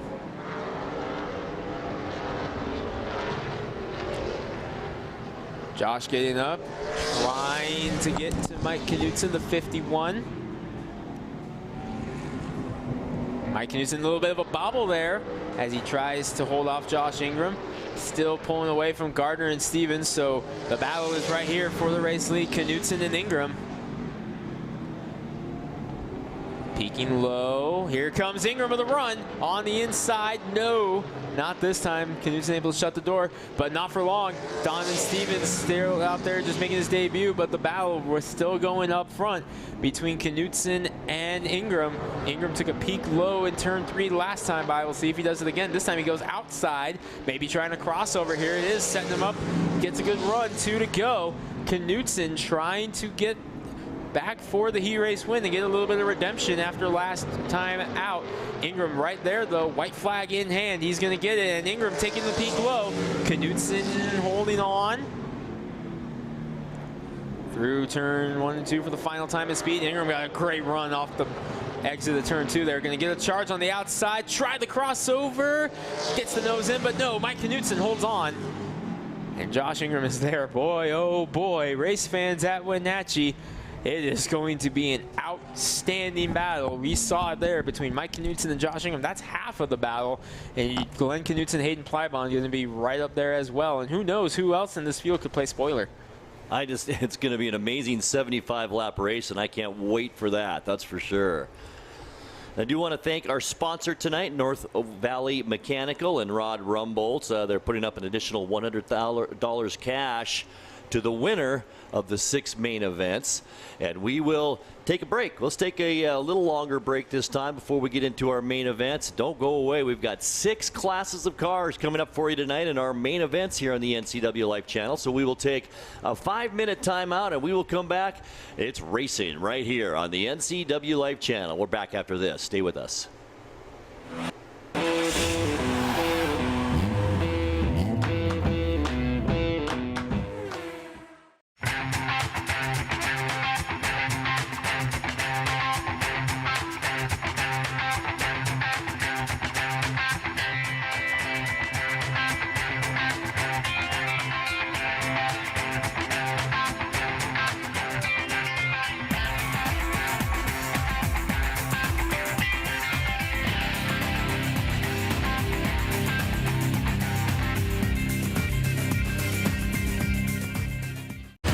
When the people you serve are your friends and family, you see the world a bit differently. You understand that your survival depends on the health and strength of your relationships. Your word is your reputation, and that doing the right thing is the only way of life that matters. At Confluence Health, we remain humble. Trust is a gift that is earned, a privilege, an honor. And we remain grateful for the trust you place in our hands. Dick's Heating and Air Conditioning has been proudly serving the Wenatchee Valley for over 35 years. And just as Dick's has been there for you, they have also been an essential part of our community, supporting local youth sports all year long. And your Wenatchee Wild. Thanks for your support. Dick's Heating and Air Conditioning for all your support. Thank you. Dick's Heating and Air Conditioning, your local, independent, trained comfort specialist. Call 884-6444 today. Hi, my car's making a funny noise. Not a problem. We'll take care of you. Global Car Care's technicians are ASE Master Techs and well versed in the more refined methods of vehicular diagnostics. Number 3 piston and rings have a slight loss of compression, down to 108 pounds. Your transmission is slipping. You're gonna need a service. Looks like you all set. These guys? They're good. Oh, and your spare is flat. Global Car Care, Wenatchee's top shop. At Harvest Valley Pest Control, we know you are committed to making your home and business a healthy and pest-free place. Hi, I'm David. Give us a call and we'll give you a firm price over the phone and schedule a time that works for you. We will do an in-depth 30-point healthy home or business inspection and craft a customized plan of action designed specifically for your pest issue. Give us a call or visit our website today. Highlander Golf Course is proud to announce their 2 new state-of-the-art full-swing golf simulators with over 80 courses of virtual golf to choose from year-round.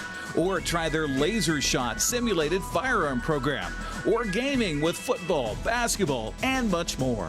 Enjoy Highlander food and drink service from their full-service bar and grill in the comfort of their simulator room. Call the Highlander Pro Shop to book your time at 884-4653. That's 884-4653.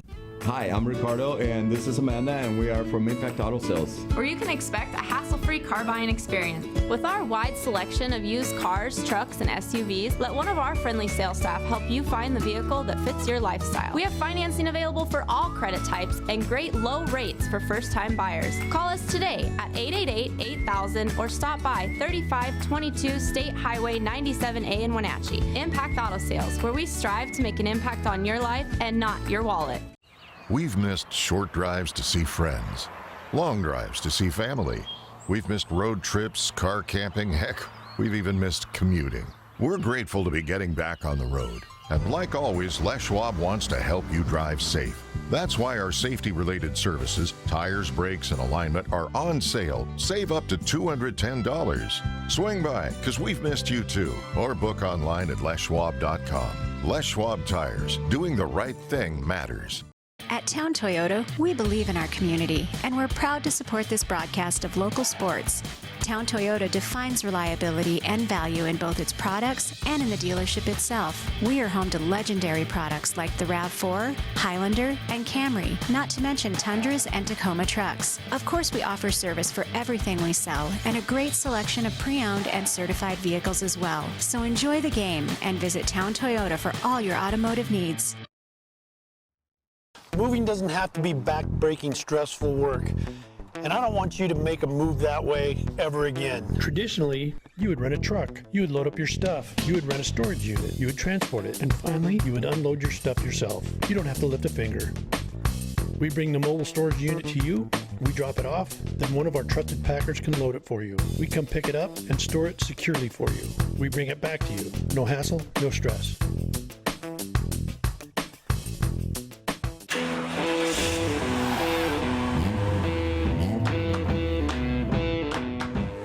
Back at the Wenatchee Valley Super Oval, Grant Olson along with track announcer for the Super Oval, Greg Rentz. And Greg, already some fun tonight in our heat races. Qualifying was fun just to watch, and we are ready for some main events coming up. It's been a great night so far, moving right along, and it's been some great racing. And we figured out a way to get a spectator in the crowd tonight. Look at that, it's a spectator, right? So this will be the order of the main events tonight. The Roadrunners will be up first, followed by the Vintage Mods, and then the Thunder Cars, the Junior Late Models, the Dwarf Cars and Legends, and then the Pro Late Models. And that is going to be some kind of special race tonight. Oh, it's going to be wicked. I cannot wait to see it. Plumb Perfect Roadrunners up first. Plumb Perfect, of course, one of our many great partners here at the Wenatchee Valley Super Oval. And you see them on the billboards. We talk about them all the time here at Wenatchee when there's fans here, but you just line the billboards. Plumb Perfect, Clearwater, Dixie and Air Conditioning. They've been there since the beginning. Absolutely. 50 years. They may be, Greg, maybe the best sports sponsor in all of the Wenatchee Valley. It's not just racing, it's every sport. Dick's, they come through. And there you see them right there. Smitty's Pancake House, they came aboard last year and heard they just finally got to reopen not too long ago. Definitely good news there. Got Jerry's Auto Supply. A long-time sponsor as well. Yeah, there's the main one right there, Leonard Evans Cars. Weinstein Beverages, the Pepsi products, they're tonight's presenting sponsor here on NCW Live. And Busch Light, that's available at the Beer Garden. Les Schwab Tires, Zero Handicap Golf Cart Sales, great partner as well. I mean, Budweiser, Michelob, Superior. Les Schwab also does a great job. Oh, yeah. 12 Tribes Casino, they joined a couple of years ago. Nelson Motorsports is over here. Cedars Inn, official hotel of the Wenatchee Valley Super Oval. I mean, is that what you're saying tonight, Greg? Yes. Cedars Inn? Yep. Oh, you are. Do you get a deal then? Usually, yeah. Oh, good. Good. You should. No, of course, right there, the big one tonight, North Valley Mechanical, Night of the Races. That's their racing sponsor, and Rod Rumble going to give $100 cash to every main event winner tonight, courtesy of North Valley Mechanical. But here we go. We're rolling out main event time for the Plumb Perfect Roadrunners. And again, we can't do this without the sponsors that we just went down the line on the billboards. Without them, this isn't possible. And as well, our sponsors right here on the NCW Life channel, we appreciate you as well, and we'll get to those in a second. Yeah, Kyle Franklin going to lead him out in the 88, followed by the 98 Carlin Coker. Elijah Pennington, Moses Lake driver, driving the car out of State Line Speedway. He drove this car on Wednesday night to a 6th place finish. Mason Haygood in the 14, John Doyle the 71. And then Brandon Knopf in the 33, the 22. Which one was that? Was that Emily Mackin? I think so, yes. I'm still getting the Mackin sorted out. I've got Jamie figured out in the 52 because she raced here last year, but Emily and Brianna, I'm still getting them sorted out. Right. As Emily's in the 22. Jay Evans, heat race winner in the 32. Brianna Mackin in the 7. Josh Mock. Then Jamie Mackin. Look at the size of this field for this Plumb Perfect awesome. Roadrunner race. How many we got here? We got 6 up here in turn 1. And then 7, 8, 9, 10, 11, 12. 12 Plumb Perfect Roadrunners. And we're going to have some fireworks in this race because there were some fireworks just in the heat races between some of these drivers. So I expect some good stuff here. Saw contact between Mason Haygood and John Doyle right out of the get-go. You got And Greg, Kyle Lara up there. I heard you and Eric talking about this. Let's explain this to our viewers once again. Why a 98K? Why a 22L? So sometimes what happens, and we have the case here with the 22 specifically, you'll have 2 drivers have the same number. What you do is you go typically with the letter that your last name starts with. So in the case of the 22, you have Emily Mackin and Kyle Lar. The 22L is Kyle Lar. L for Lar, 22M for Mackin. So typically that's what you do. On a normal schedule, if there's just 2, you'll have 22 and say 22X. But it's when you start having 3 or 4. Northwest Main Stock Tour had 4 number 77s at one point. So then we just had no choice. We had to go by last name. Typically it's X, but a lot of guys will just save the trouble and they'll just go with the You see a lot of last X. name. Yeah, you do. A lot of them, yeah, 22X. It's mainly a dirt track thing because you had so many cars in dirt track, you're bound to have the same number eventually when you have 300-something cars entered in one race like you do at the Chili Bowl down in Tulsa, Oklahoma every January. Wow. 300-plus cars entered, you're going to have the same number eventually because there's only so many numbers you can use. Have you been to the Chili Bowl in Tulsa, Oklahoma? It is on the bucket list. I've never been, but it is on the bucket list. That's awesome.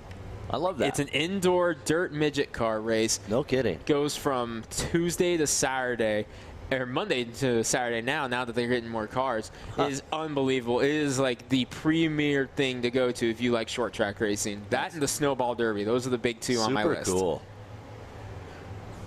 One more time around. He wants to bunch them up a little bit, right? Yep, just get them all bunched together. We had to get the lineup sorted out. Remember the 7 of Brianna Mackin had elected to rear start in the rest of the race, and I'm guessing Emily Mackin starting in the same boat. And again, I can't remember which one is which. I know Jamie Mackin, Brianna Mackin, and Emily Mackin. They're all related. 2 of them are sisters, and then the 3rd one's a cousin. But I can't remember which one is which. That's quite a family get-together. Suppose they talk about racing at all, Greg? Never.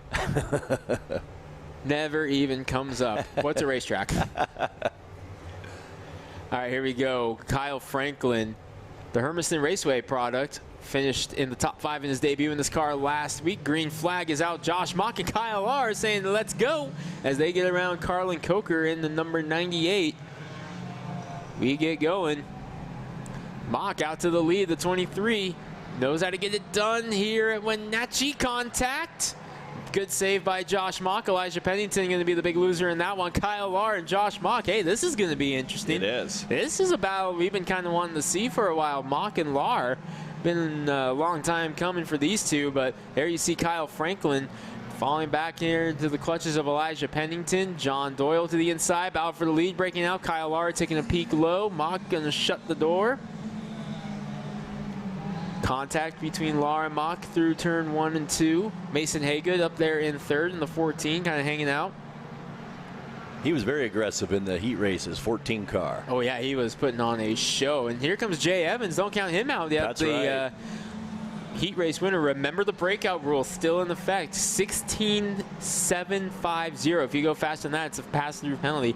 Right now, the fastest lap of the race is Jay Evans, a 17.022. So no trouble there just yet. But give it time, you might start seeing cars break into the 16-second bracket before too long. So that 17.022 current fastest lap. No issues yet with the breakout, but we've seen it a few times over the years. And it's actually cost drivers wins before. Battle, we're going around the slower cars here as they put lap traffic down. Contact, and there goes Mock. Off the bumper of Lahr, and there goes the bumper of Lahr. There it is on the infield. Huh. Yellow flag is out. Oh. Lahr and Mock get together, and Mason Haygood got out front. There you see the bumper off the 22 of Kyle Lahr. That's going to help him a little bit with keeping the water temps down, though. It does. Because now that radiator is exposed. Right. 5 laps in out of a 25-lap main event. Safety crew heading out to pick up the bumper of Kyle Lahr. Waiting for the scorers over there, Ken and Piper, to get everything sorted out and tell these drivers where they're going. And he's talking to all of them right now. Is that what he's doing? Well, they don't have receivers, so what he's going to do, you see the two over there with the safety vests on, the pink vest and the orange vest. What the scorers tower, which is to our right, is doing, they are figuring out the lineup at this moment. And what they're going to do, once they have it figured out, they're going to radio down to those two over there at pit entry. They're going to stop the cars on the backstretch, and then they're going to set the lineup that way. They'll tell them who it is. 22 of Lahr slow on the track. Looks like he may be pulling into the pits to assess the damage real quick, perhaps. How much time do they have to do that if they do go in the pits? As much as they need. Oh, really? Unfortunately, it's not going to hold up the green flag. Whoa, Kyle Lahr coming to a stop up there. Looks like he was just falling to the back. Elijah Pennington coming to a stop there as well. And the 20 car is needing to be pushed back. So Elijah Pennington getting pushed back into the pits. So trying to get going again. He's a Spokane racer, you mentioned? He's from Moses Lake. The car is from Spokane. I gotcha. Owned by Keith Marshall. And Keith's girlfriend, Sarah Hodson, is going to run that car periodically throughout the race. But it was Elijah's turn to drive it tonight, the Moses Lake driver. Ran at State Line this Wednesday, finished 6th. There you see Kyle Lahr at the tail end of the field after results of the contact. So Lahr being sent to the back here. That's going to give the lead to Mason Haygood in the 14. Josh Mock in the back as well after the contact. So just like that, the two cars that were battling for the race lead are starting tail end of the field here, and they're going to have work to do starting 10th and 11th, I believe. And Doyle and Haygood had a good heat race battle going, too. Oh, the contact between them on the initial start. So this could be good. And Jay Evans was right there in that mix as well. We see a rematch of that first heat race. That was an epic heat race. That was the one that was 3 wide at the white flag. I still like Evans in this race, too. He's kind of holding back right now, but we're early into this main event, Still plenty of time to go. 4 on the board, 21 to go. 14 of Haygood in the lead. Here we go. We'll see how it goes here. trying to get the 22 and the 7, I believe, to the tail end of the field because they are a lap down. I believe that's what's going on right now. Elijah Pennington back out in the number 20, so they got it refired. Yeah, Emily Mackin in the 22 was definitely lapped. And I believe Brianna was too. And you see now they're starting to make their way around. Carlin Coker, here goes Brianna, Kyle Franklin. They're all going to pass on the outside. They're putting the 22 at the tail end of the field.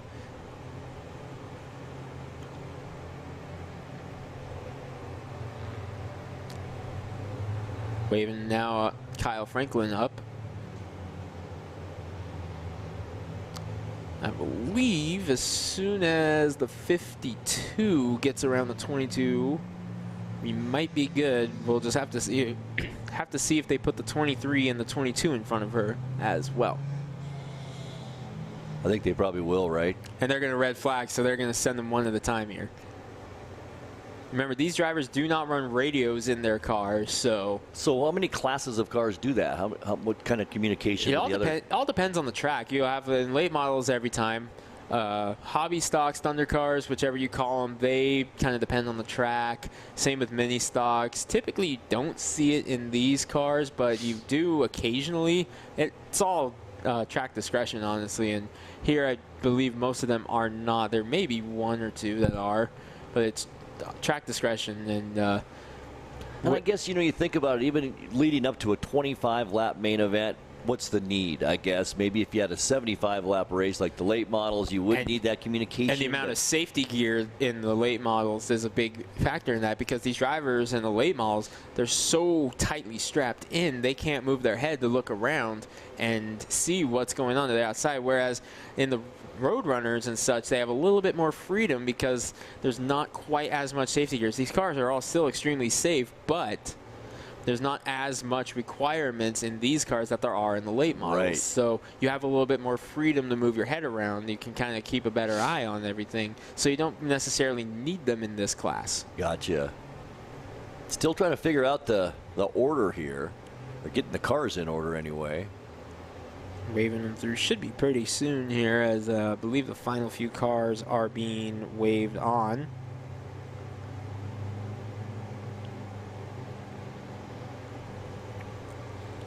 Elijah Pennington stopped up there. Briefly went into pit row. Yeah, that's why he's being at the back, because he went in the pit row. Right. Last couple messages being relayed here. So red flag conditions will just about be sorted out as our officials are down there relaying the last couple of messages.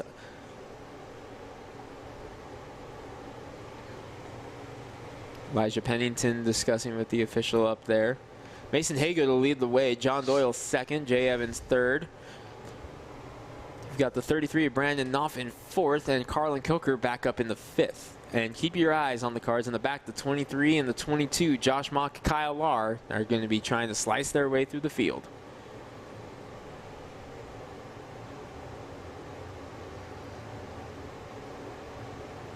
Looks like we might have them in order now. Believe we might. As I believe the last few messages have been relayed. Haygood going to bring him around. Mason Haygood, second career start. His father, John, multi-time winner here at Wenatchee in the mini stocks, and Hermiston in the Ephrata, multi-time track champion down in the Ephrata. Moving into the crew chief role for his son, Mason, now.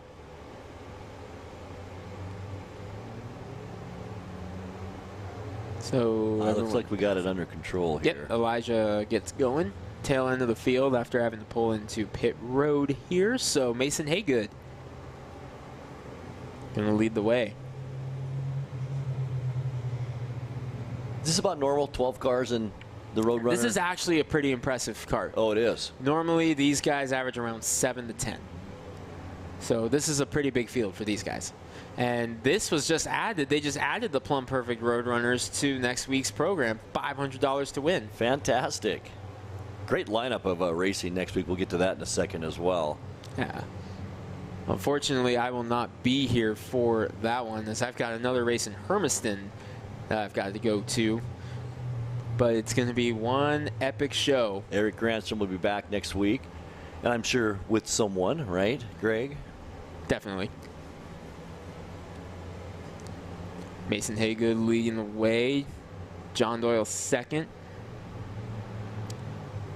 Jay Evans third. Here we go. Coming, I believe, to green this time. Yes, we are. We're green. And Jay Evans making the outside lane work.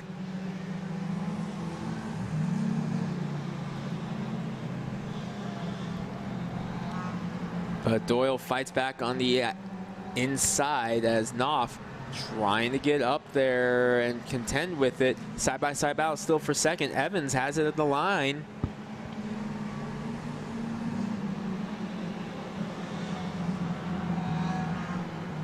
Fighting back is Doyle. Brandon Knopf closing in. Carlin Coker doing a great job here in the 5th spot right now, pulling away from Kyle Franklin. Woo, Brianna Mackin with a power move there on Josh Mock to hang on to that track position, but Josh is going to get her this time. Elijah Pennington inside of Kyle Lahr. Couple Grant County boys right there. But up front, it's still Mason Haygood. They're starting to creep up on lap traffic. The 22 car, Greg, has been smoking pretty much this whole main event. At times, a lot of blue smoke. I know it's sometimes the tires cause that blue smoke, but this car has been smoking quite a bit. That's just the mosquito control, just keeping right. The well, we could bugs use away. that, I guess. Yeah, definitely. Look out, here come the leaders. On the 22 of Emily Mackin and the 52 of Jamie Mackin. And how about this? How's this going to work?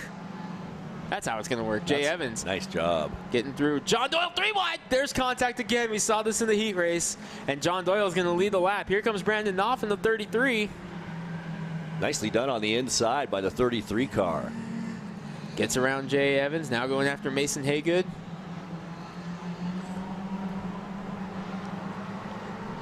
And Evans gets around as well. Haygood getting up close to the wall there. So John Doyle leading the way. Josh Mock back up to 6th. Kyle Lahr 7th. They're trying to track down Carlin Coker now for the final spot in the top 5. 10 laps down, 15 to go in this main event. John Doyle still leading. Here comes Knopf. Big slide out of the 33 in turn 2, though. Here comes Brandon to the inside. Doyle. Dominating win last week for John Doyle, but Brandon Knopf giving him some competition here. He gets around him.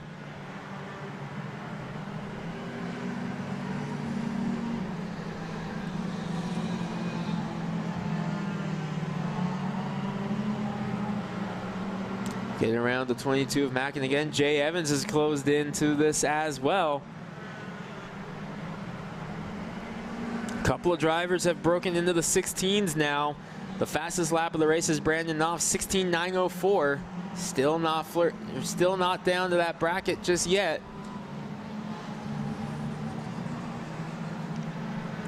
Heavy lap traffic coming up now for that 33 of Brandon Knopf.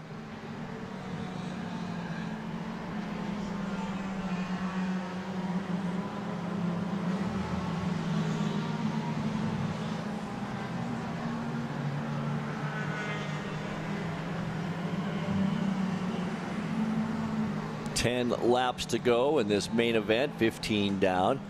Got an update from another track in the Northwest, Yakima Speedway. They're running Pro Late models tonight as well. Jake Woods getting the win. Thank you, Rita, for the update. So Jake Woods, a former driver here at Wenatchee, comes up here once in a while. He picked up the win at Yakima. Second career win for him. Congratulations going out to Jake. But up front here, Brandon Knopf leading the way, coming up again on Mackin, and Kyle Franklin, the 88, making his first start here at Wenatchee. Josh Mock has gotten around Carlin Coker for 5th. But still a long way to go to get up to the 14 of Haygood. He's going to need a caution to get up there and try to make that work. But Knopf trying to pull away from Doyle, who's feeling the heat from Jay Evans in that 32. Going wide on that And that sun is beginning to break. And Grant, when they're going down the backstretch, I'm going to point it out to you next time they come by here, and off to the inside of Franklin to put them a lap down. That sun is in a position now where the visibility is really going to start affecting these drivers. And it's right here down the backstretch. They're staring straight into the sun. It's not quite to that level just yet, but it's going to be pretty soon. That's a great point. Really is a great point. That's really going to affect them. Now, a lot of times what we'll do is we'll actually go red in like a 15-minute span or so if it gets too bad for the drivers. So we may actually see that come into play here later on in the night. It's not quite there yet, but getting there. Great battle with these front 3 cars. Jay Evans is going to get around the 71 of Doyle. Move Jay Evans to second. The Moo Cow. Oh, one car. Caution is out. That's the 7 of Brianna Mackin. Heavy smoke. And now we check the track for fluids out of that 7 car. 20 laps in, 15 more to go. And 5 to go. 5 to go, rather. 25 laps. 25 laps. Which most of the races are tonight. 3 of the 6 are 25 laps. This one, the Plumb Perfect Roadrunners, the Northwest Vintage Mods, 25 laps, and the Mountain Dew Junior Late Models, 25 laps. Then you got 2 30-car lap races, the Dixie Air Conditioning Thunder cars, and the AMCA Bandits, the old Dwarf cars, combined with the Legend. Then the Big Show, 75 laps for the Jerry's Auto Supply Pro Late Models. Who doesn't love a 75-lap late model race? That's right.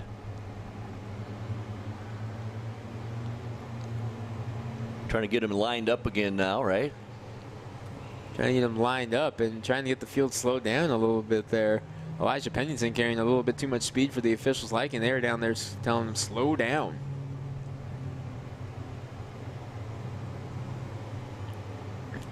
But Elijah, he's just saying, hey, I'm just trying to catch up to the field.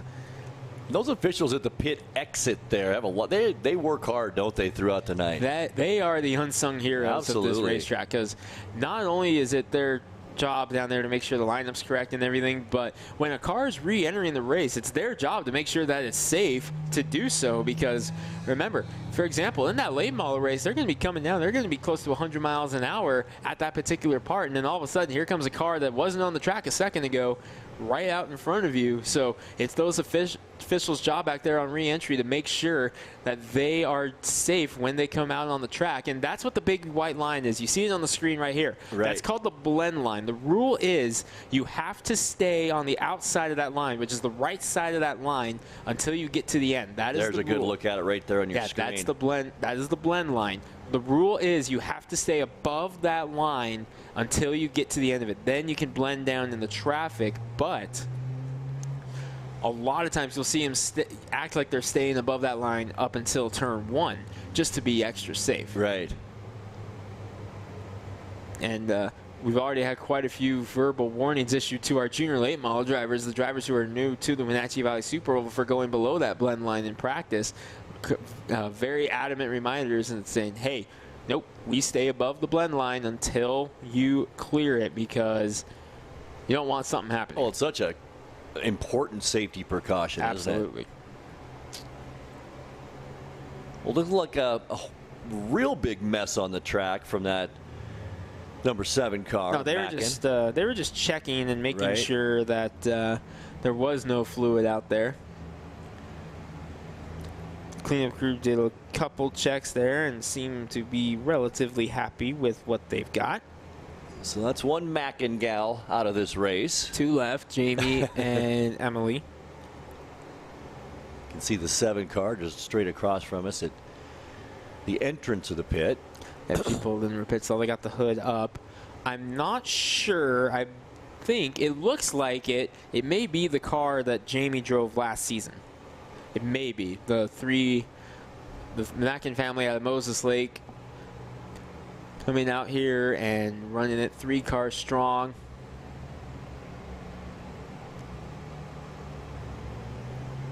Officials having a conversation. That's our track photographer, Dwarf Philbeck, that they're talking to right now. Not sure what the conversation is. Fans, you can still get the pictures from this race and the ones 2 weeks ago, like Dwarf's photography. Been doing that a long time here too. Oh, he's been here since I can remember. Yeah. Check out Dwarf's photography on Facebook. It's fantastic. Pictures from all the races, and over the years, they're all on there. So make sure you like Dwarf's photography on Facebook. And he does have DVDs of the races from the previous season for sale as well. So get a hold of him there. Dwarf's photography on Facebook, the official track photographer of Wenatchee Valley Super Oval. It looks like we're about ready to go here. One more time around. Brandon Knopf, the 33. Gonna lead the way. John Doyle, last time out winner in second. Jay Evans didn't make it out last week because he had some mechanical issues, his third. Mason Haygood fourth. Josh Mock back to fifth. Not done yet. 5 laps for that 23 to get back up as far as he can. Remember, he was the early leader, but it was contact with him and Kyle Lahr. We're going to see an exciting 5 laps here, Greg. Oh, I'm excited to see how this goes. Let's find out how it goes. Green flag in the air. How about Jay Evans with a run on the outside of John Doyle there on the initial start? He's trying the 2-for-1 here to get a run on the outside of Knopf. Passing perfectly legal there on the outside. Jay Evans trying. Can he hold it? Knopf able to fight back on the inside. John Doyle hanging there in the catbird seat in case something happens. Mason Haygood and Josh Mock there as well.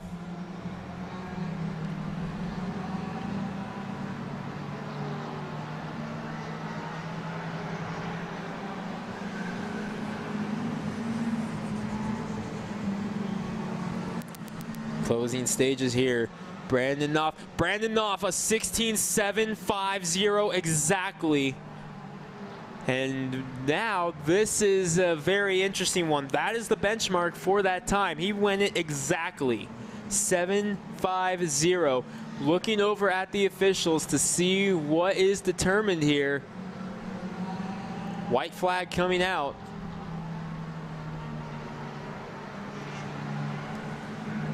Knopf still leading, no sign of the black flag yet, but we will wait to see. He went exactly 7.50. I believe the rule is 7.50 is good, 7.49 not good. Checkered flag. Brandon Knopf gets the win. Jay Evans second, John Doyle third. But we wait for the official ruling. Let's see here. Nice race by Knopf, too. He just was steady Betty throughout that entire main event. Nicely done for Brandon Knopf in that 33 car.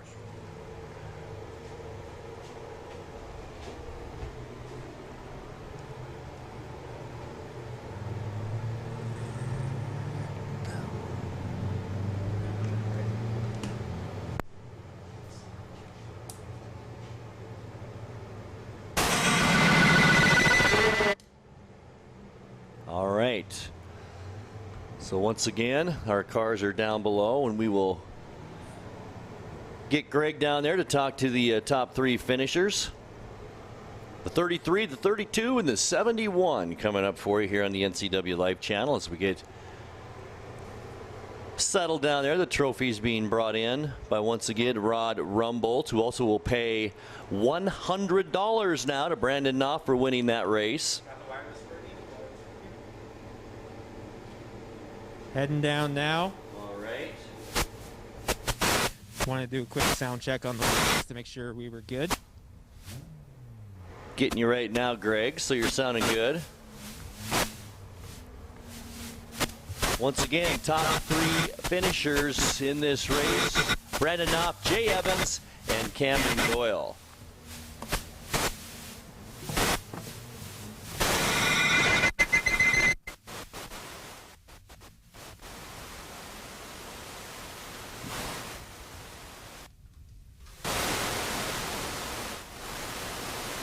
Picking Greg up right now.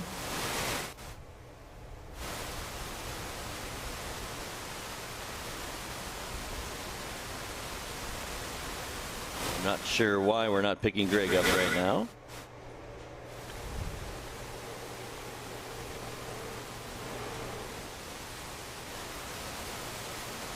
So maybe we can get Dan Kuntz in here and give us a little hand on why we're not hearing Greg down there. So he is visiting with the winner of this race, Brandon Knopf, in the 33 car. Coming in second, the 32 car of Jay Evans, and the 3rd place finisher, Cameron Doyle, in the 71 car. And we're still trying to get Greg down. There we go. Hopefully we get to bring this car back for the money race next weekend, so we'll see what happens. Interference. Jimmy Sherrill, Midland Trucking, all my guys on back inside the wall to help get it here. And we did a really, really late night last night just to get the car the way it is and to bring it up here today. And to get fast time and to win a main, that's super quiet. Proves that we did something right. Is it doing it on live?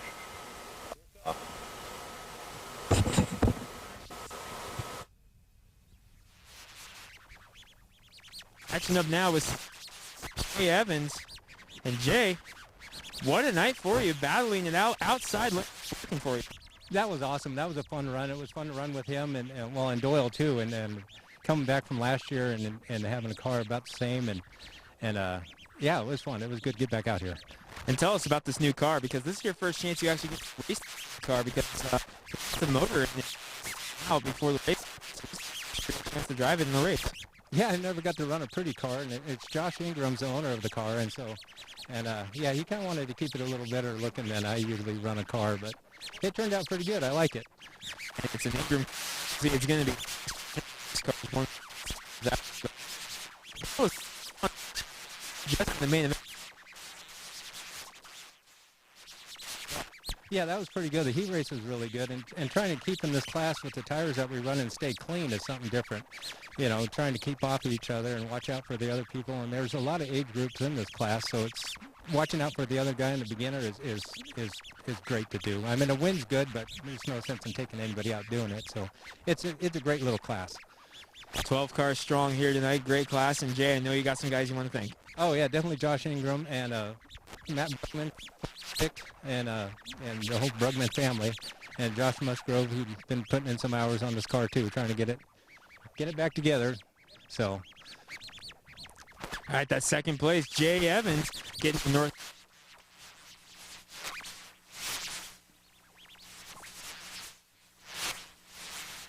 Long. Fun watching all.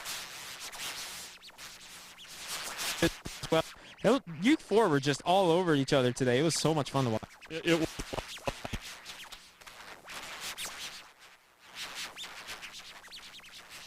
All right, well, we apologize for the audio down below with our wireless microphone. We're going to run some new cord, and hopefully by the time we make our way through these main events, we'll have that problem fixed for you. Up next, as we've mentioned earlier, the Vintage Mods. They will be a 25-lap main event as well. Following that will be the Thunder Cars, a 30-lap main event. They'll be followed by the Junior Late Models at 25 laps. The Dwarf Cars will be out too at 30 laps. And then our main event tonight, and it should be a lot of fun. It's the Pro Late Models, and that will be a 75-lap race. We will take a break before our next main event here on the NCWLIFE channel. You're watching week number 2 of racing here at the Wenatchee Valley Super Oval on your local TV station, the NCWLIFE channel. We'll be back with more right after this. Stay with us.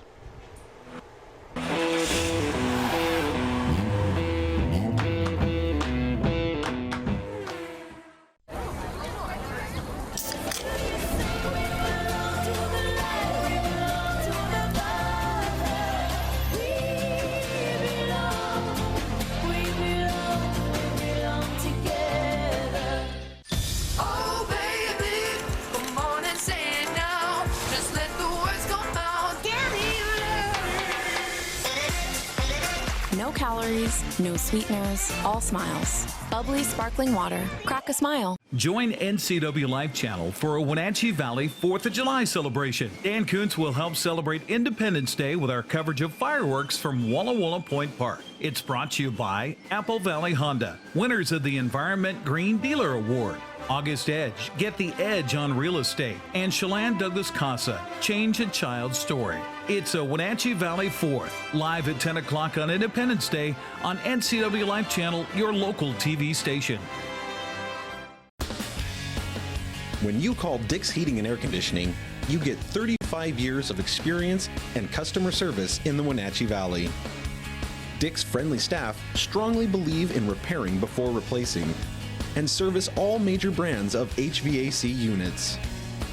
Dick's Heating and Air Conditioning is your local, independent, trained comfort specialists, proudly serving all of North Central Washington. Call 884-6444 today. JDSA Law is a proud sponsor of these local sports broadcasts. They've been serving North Central and Eastern Washington since 1946. For over 70 years, their team of dedicated professionals has delivered quality, innovative legal services. JDSA Law partners with you to provide the finest legal advice and support as you navigate your personal and business challenges, risks, and accomplishments. At JDSA Law, they salute our local athletes and wish them well on another excellent season of competition. I had to pack up all my things. I had to leave my home. And I never knew where I was going next. It felt like I never even had a say. But then you came along. Change a child's story. There's a child in foster care waiting for a volunteer like you.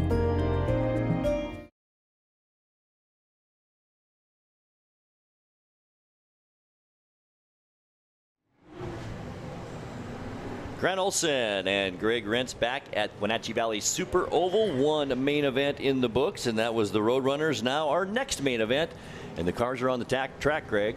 Another 25-lap main event for the Vintage Modifieds, and I'd like to apologize for the mic issues there on the interviews. We believe that we've got Plan B situated and ready to go for the next batch of interviews, which is coming up in 25 laps as soon as this Vintage Modified race is over, with Vince Conwell leading them to the green with the 24 of George Chambers to his outside. Green flag in the air.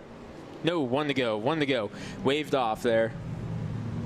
Drivers are ready to go, but they waved it off. So George Chambers to the outside of Vince Conwell to start it off. I was keeping my eye on that 5 of Steve Lundquist in the heat race. Chris Cook getting back out in the number 1 after the suspension issues. Then Mike Clother and Kenny Kalschmidt. That's the guy you're watching in the 47. That's who I like in this race right here, the 47.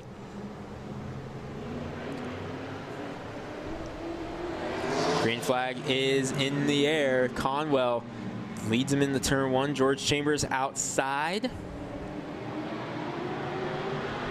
Chris Cook in the 1, trying to get a run on Lundquist. Oh, big slide out of George Chambers to start it off here. Loses the spot to Lundquist, and so far that's the only spot he's lost, but Mike Clother is peaking. 25 laps the distance here. Oh, contact at the back. Kalschmidt and Cook got together. They hooked tires, nothing major yet, but that could definitely cause some issues, especially because that caught the left front of Chris Cook, and that was where the issues were earlier in the day. That could be big then. Keep an eye on it. He's definitely hanging back right now, trying to settle down. Up front, though, Lundquist is beginning to heat up on Conwell. As they go off into turn number 1, laps clicking away. Fastest lap of the race was the 47 of Kenny Kalschmidt, just there 14.196. Looks like he's going to try another pass, not going to make it this time. Got around Mike Clother, now going for, whoa, Chambers, but up front, Lundquist with a big slide into turn number 3. And that's the thing with racing. You could be watching one thing because it's heated up, and then all of a sudden something happens in somewhere else, and it's like, whoa. So right. Yeah, definitely not like football and basketball where everything's going on in one spot. You've got everything going on all over the place here. Oh, that's true. It's what makes the sport so much fun. Battles within the battle, right? That is absolutely the best thing about this sport. You could have action going on for 20 seconds. As long as it's a good battle, it could be entertaining. Whoa, Chambers sliding up the track. Big push out of Chambers there in turn number 1 and 2. What that means is the car didn't want to turn. He does it again up here in turn 4. The car doesn't want to turn, and the front end will shoot towards the wall. And he's got to really crank the wheel to try to settle down and let off the throttle. And he had to do that both turns there that last lap. Looks like it's settled down a little bit here. No, he's still pushing big in the center of the corner, and that's going to allow eventually, if he can get the good enough run, Mike Clother will be able to slingshot around on the inside if that push continues for George Chambers, the yellow car. Right. Oh, problems for Lundqvist. Steve Lundqvist, the heat race winner, off the pace in the 5, slowing down. He's got an engine issue, a little bit of smoke there earlier. Yeah, smoke coming out of the 5. He's at a crawl now, trying to limp back to the pits. Trying to make it back. There you see him trying to make it back here. Leaders coming up halfway already in this one. But Kenny Kalschmidt going after Vince Conwell. Remember, Kenny Kalschmidt used to drive that 27 car for years and years and years, and he's trying to pass it now in the new 47 car. He knows what it can do then, right? Oh, he knows that car better than anybody, and he knows its weakness, and he's trying to get around him on the outside. Conwell comes fighting back. You know Conwell's got to be driving a little extra hard knowing it's the old driver of that car. Absolutely. But Kalschmidt going to get it. Kenny Kalschmidt to the lead in the number 47. Seen this time and time again at Wenatchee Valley Super Oval. George Chambers actually beginning to pull away from Mike Clother despite the tight condition on that race car. He talked about it earlier. He is hanging in there, isn't he? Yeah, he's doing a good job, and Clother is slowing down in the 7. Mike Clother may have a problem because now Chris Cook is beginning to catch up as well. Cook has settled things down after the contact earlier. As Kalschmidt trying to get going and pull away. Vince Conwell in 2nd. George Chambers 3rd. One car out of the race. It is the number 5 of Steve Lundqvist.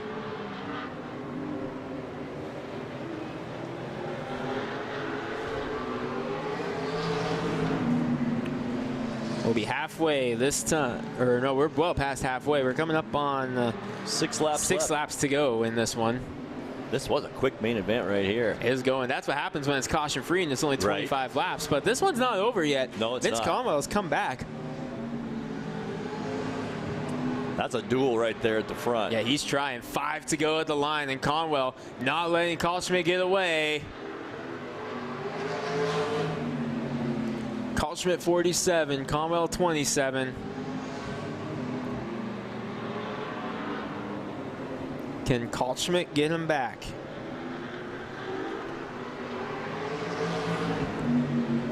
Or can he hold on, excuse me.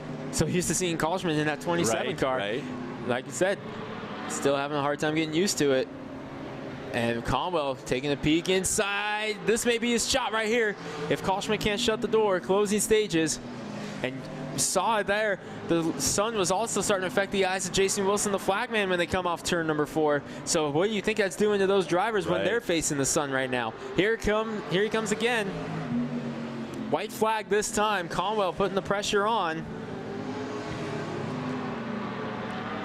And right there, that's where the sun is at its worst when you're going down the backstretch right at this time of day. White flag, 1 lap to go. Kalschmidt trying to hold off Conwell. Kalschmidt shuts the door. Down the backstretch for the final time. He's going to pull away, and now it's just going to take an absolute desperation dive from Conwell. He tries it. No, Kalschmidt holds on. What a great race. Kalschmidt holds on. Conwell 2nd, and Chambers comes home 3rd. Boy, it definitely turned into a 2-man race with about 7 or 8 laps left to go, and it was a great battle between the 47 and the 27 as Kalschmidt defeats his old car and driver Vince Conwell there. So Ken Kalschmidt comes in first, Vince Conwell in 2nd. And in 3rd place in this race, George Chambers, the number 24 car, who Greg thought was having some difficulty there and making those turns, but it looked like it turned out okay for that 24 car as he finishes in 3rd place. So 2 main events now done as Greg makes his way down to the track. He'll interview the top 3 finishers in this race. And of course, once again, we want to thank our race sponsor tonight, North Valley Mechanical and Rod Rumboltz, who will come out, and he is coming out in that beautiful 4-seater side-by-side and the trophies in the back. You can see the 3 winners there on your screen, and we will go down to Greg here momentarily. Rod also paying $100 for each main event winner.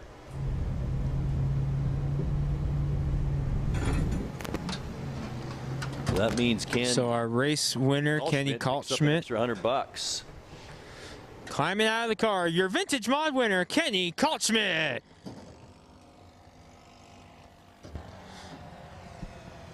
Climbing out of the car. Kenny, come on up over here. And we talked about it on the broadcast, man. We were so used to seeing you driving that car. Yep. We actually called you in that car a couple of times. So what brought on the car change for you this year? Vince and I are partners on both the cars.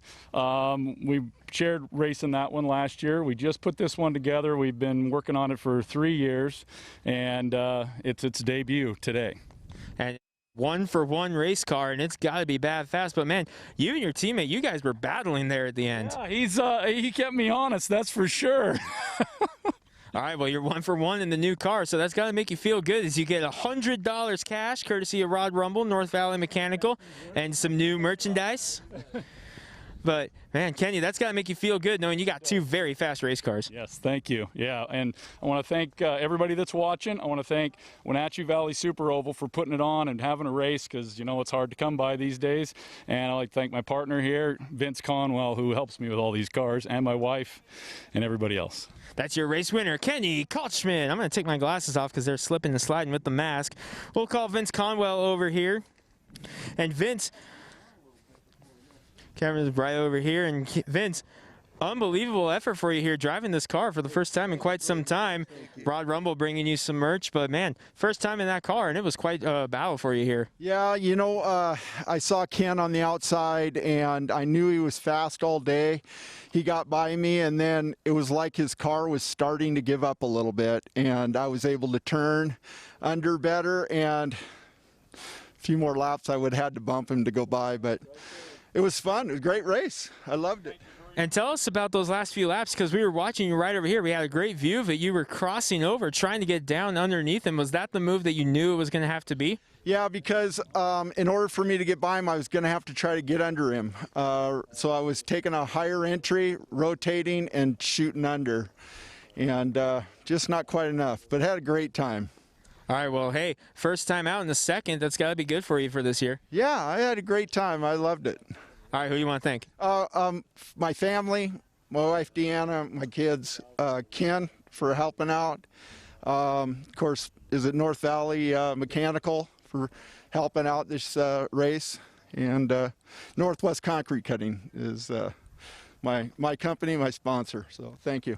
At second place, Vince Conwell. Moving down here to third, George Chambers.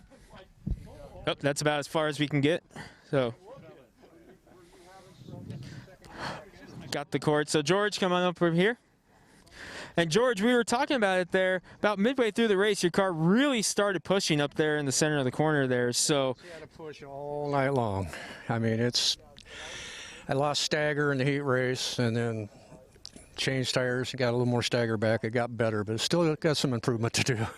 But, hey, it seemed to get better in the second half of the race after it looked really scary there for a couple laps. Well, it was able to come back to you there, and you're able to pull away. Yeah, it came back a little bit. So, I mean, it's got a long ways to go yet. So I had totally disassembled this car this winter and just got it back together 3 weeks ago. So, I mean, it's got a lot of work to be done on it. Well, definitely a third place for you. Definitely got to feel good after, like you said, just getting it back together a couple of weeks ago and then coming out, fighting some handling issues. To get a third, got to feel good. You know, it feels good. I mean, second year back into racing. I raced ever since I was 16 years old, but I got out of it for a long time. So then met a buddy of mine, Vern Houston, got me back into it again. That's his old car. So. Yeah, Wenatchee local Vern Houston. But third place here, who do you want to thank? Well, Vern Houston for one, Johnson's Electric, Cope Engine Builders. That's about it on the car right now.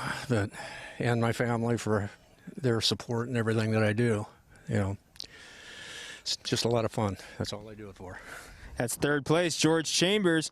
4 more races coming up here. Next up, 30 laps, Dixie and Air Conditioning Thunder Cars. A little bit of audio trouble there. We'll try to get that rectified as we move our way through. And Greg just mentioned it. Coming up next, it's our 30-lap main event with Dick's Heating and Air Conditioning Thunder Cars, a staple here at Wenatchee Valley Super Oval. So stay right with us. We have more racing coming your way at the Wenatchee Valley Super Oval on your local station. The NCWLIFE channel will take a minute time out, and we'll be right back with more racing after this.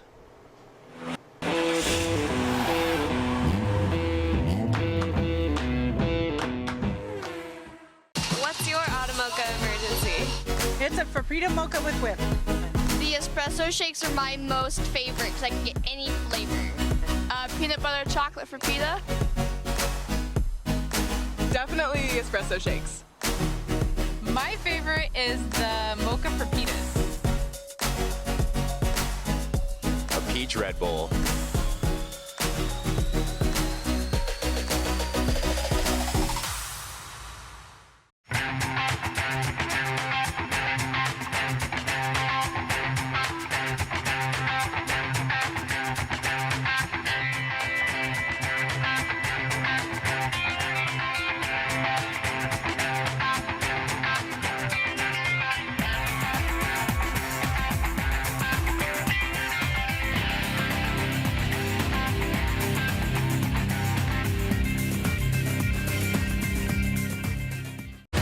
When the people you serve are your friends and family, you see the world a bit differently. You understand that your survival depends on the health and strength of your relationships. Your word is your reputation, and that doing the right thing is the only way of life that matters. At Confluence Health, we remain humble.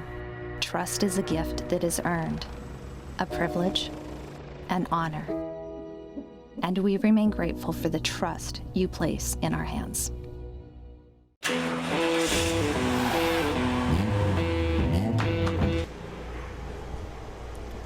Grant Olson and Greg Rentz back here at the Wenatchee Valley Super Oval. We are racing tonight here on the NCWLIFE channel, and yeah, it was a lot of fun so far, and we're going to have a lot more fun as the Thunder Cars now on the track. As I mentioned, a very popular staple here at the Wenatchee Valley Super Oval, Greg, and quite a few cars in the race tonight. This should be a lot of fun, too. Yeah, big car count here tonight for the Dixie and Air Conditioning Thunder Cars. And Kelly Calshaw leading the charge in the 98. Chris Knutson in the 19, older brother of both Glenn and Mike, who are racing late models. R.T. Greiner in the number 25. Carl Brandt, a couple Roadrunner drivers over the last year, picking up road number 2. Cameron Doyle, another former Roadrunner driver. Luke Shaw in the number 12, Colby Holliday in the 33, Mike Sims the 7, Terry Osborne the 46, defending champion, and winner 2 weeks ago, Seth Frazier. So has Frazier got to be the favorite here, right, Greg? Oh, yeah, absolutely. Yeah. I like Mike Sims, too. Had a nice heat race as well. He did. He picked up the win in that battle with Osborne. Or no, Osborne was not in that battle. It was Sims, and I believe Carl Brandt was up there with Frazier as well. Green flag. Calshaw gets the early lead in the number 98. Here comes R.T. Greiner in the 25. Chris Knutson there in the 19. Cameron Doyle getting up there as well. He gets around Chris Knutson. Lap 1, Calshaw, Greiner, Doyle, top 3. Down the back stretch into turn number 3. That sun really starting to become a problem for some of these guys, as Calshaw leading the way in the 98. Seth Frazier trying to get through traffic now. He is following Terry Osborne through. Osborne to 5th. He's going after Colby Holliday.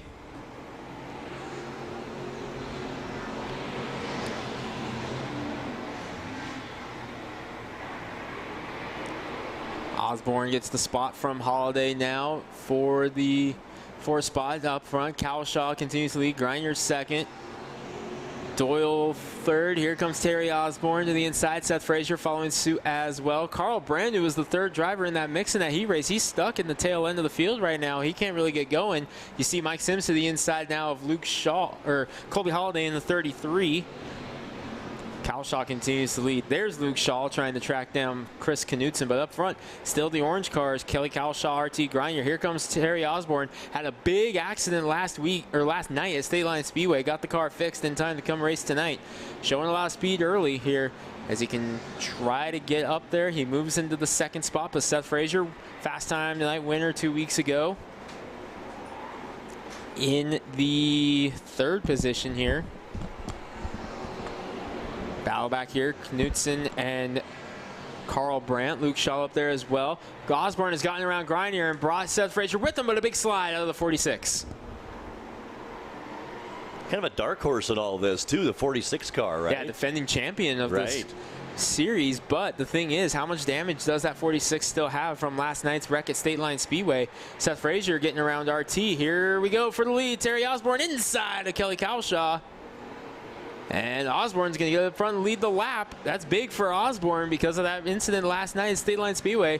Definitely showing that he's still got some speed in that 46 car, but how much longer can he hold off Seth Frazier in the 14? The car just looks so fast, doesn't it? Faster than everyone. Well, that car is a very strong car. That car won both hobby stock races of the Apple Cup and the Fall Classic this past season down in Yakima, with Jason Huffines driving and Seth Frazier driving that car this season. New number, but definitely the same old car. A lot of speed. He's around the outside of Osborne. Frazier to the lead. 1/3 of the way through this one.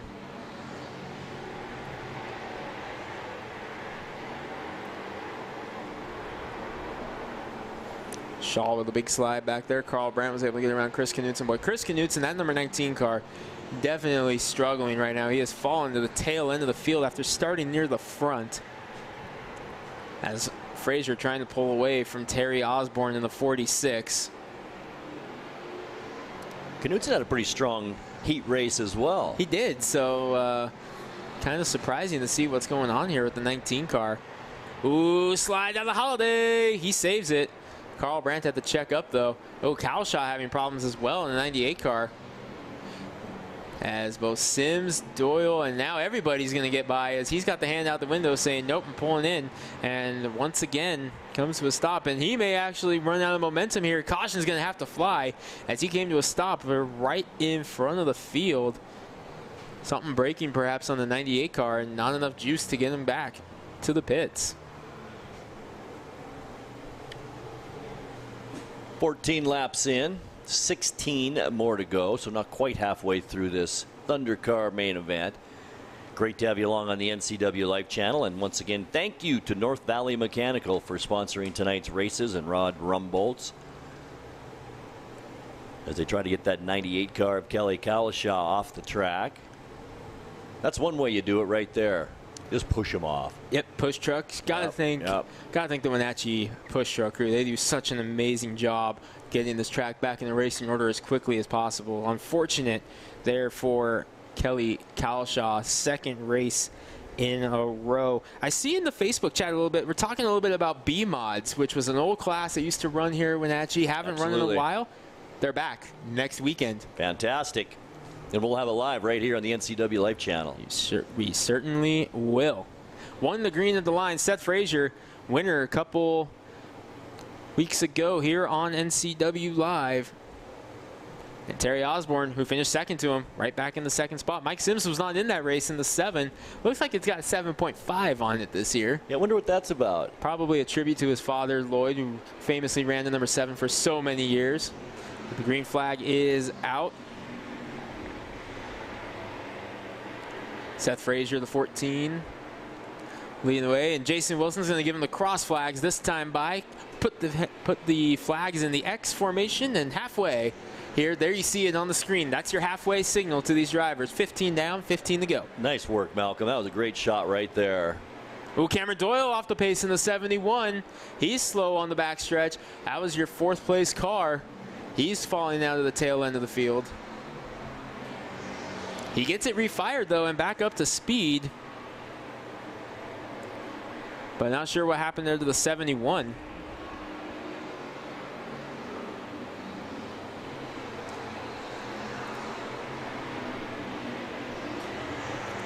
Meanwhile, Seth Frazier pulling away in the number 14. Terry Osborne trying to pull away from Mike Sims to get up and track down Seth Frazier. Chris Knutson pulling off now in the number 19. He's going to go to the pits. So the problem's continuing for that number 19.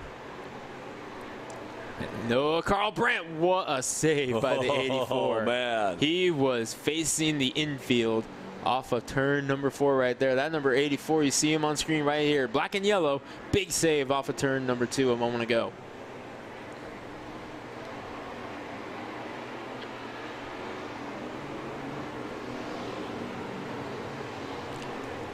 Seth Frazier still leading the way, coming up on 2/3 this time by. There'll be 10 to go. Actually, there are 10 to go right now. Colby Holiday beginning to slip, and you're starting to see it more and more. That sun broke, so the track got some heat back in it, so it was starting to get a little bit looser there, Grant. Yeah, you can. You definitely notice it now. Yeah, the sun breaking is causing it. Mainly over here in the sun, turns 1 and 2 is where we're seeing a lot of it here. Seen a couple over here in the shaded area of turn 3 and 4, but nowhere near as bad as turn 1 and 2. Temperature's still in the low 80s right now, so it's still plenty warm out there. It was warm when we got here. I got about out of the 87 truck today. Yeah, I got out of the truck. I was like, all right, it's cloudy. I'd been in the truck since Ritzville, so I was like, all right, won't be too hot. Get out, and I'm like, oh, hello there, heat. All right, what is this odd thing that we only see like a couple months out of the year? Right. Seth Frazier pulling away from the number 46. I'm laughing because he told me he has a plan down on the front stretch for me if he wins. So really, I'm a little scared. I'm not going to lie. If it's Seth Frazier, it's usually something.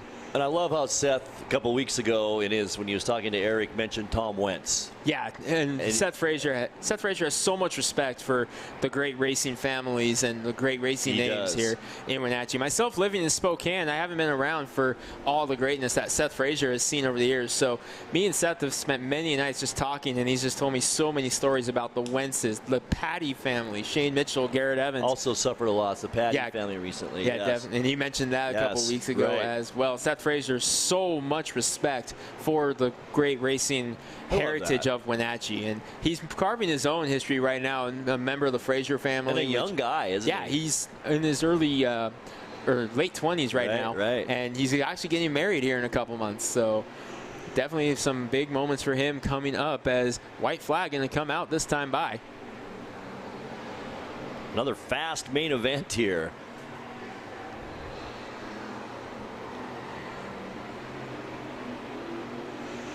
White flag, 1 lap to go for that number 14, Seth Frazier. He's going to come by and make it 2 in a row. Seth Frazier, back-to-back wins to start the year in the Dixie Air Conditioning Thunder Cars. Well, that was dominating. Once he got the lead, it was over, Greg. Terry Osborne, another second. Mike Sims, third.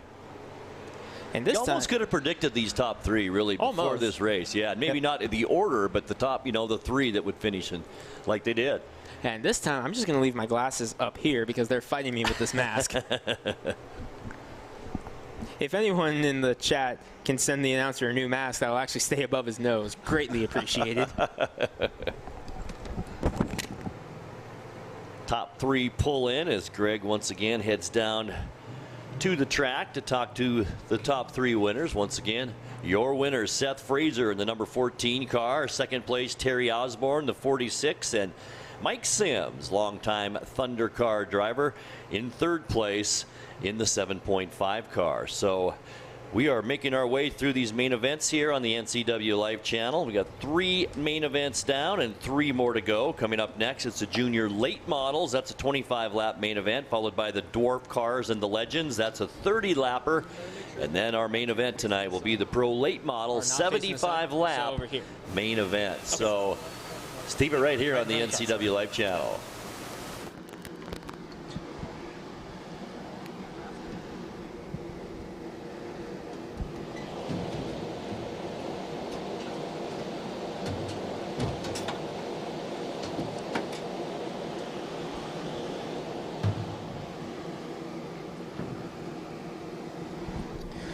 All right, second win of the season for Seth Frazier in the number 14. Yeah, we got to have the cord on the mic right now, so got to hang out here. But Seth, 2 starts, 2 wins, and now $100 cash and a new hat courtesy of North Valley Mechanical. Thank you. Good job. Hey, thanks. I'd like to thank, Dick's Heating and Air Conditioning for sponsoring the class, and North Valley Mechanical for coming on helping us all tonight with the track. I'd like to thank Michael Willard for allowing me to drive his car. And if anybody out there is looking for a date, my friend here, Greg, is single. He's better looking with the mask than without the mask, but he is single. So I knew that was coming. So, yeah. Thanks, buddy. Who do you want to thank? I already thanked him. All right, that's your winner. 2 in a row, Seth Frazier. Hey, Greg. Love you, bud. I'm trying to.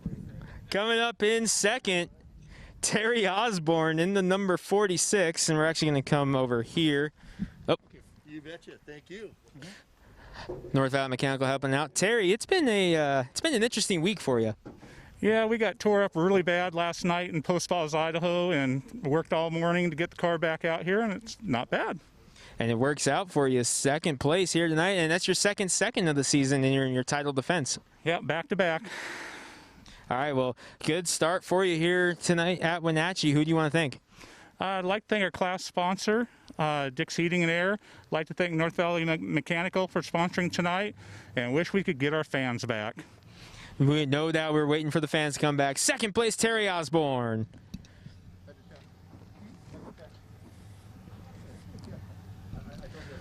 And we'll see if we can get Mike Sims down here. Yes, we will. Mike Sims, third place.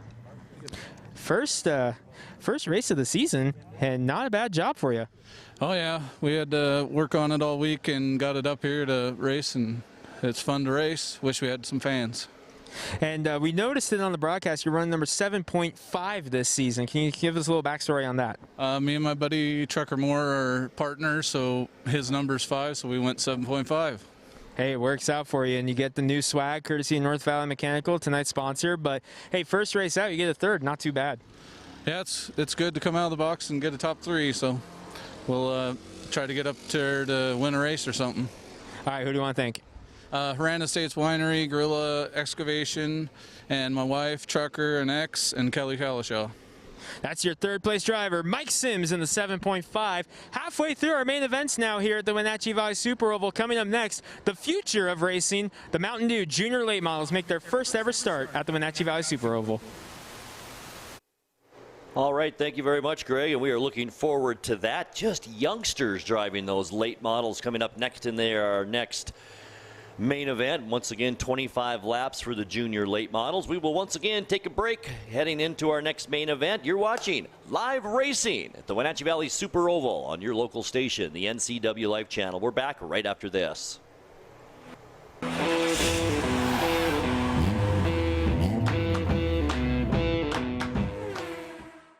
Hi, my car's making a funny noise.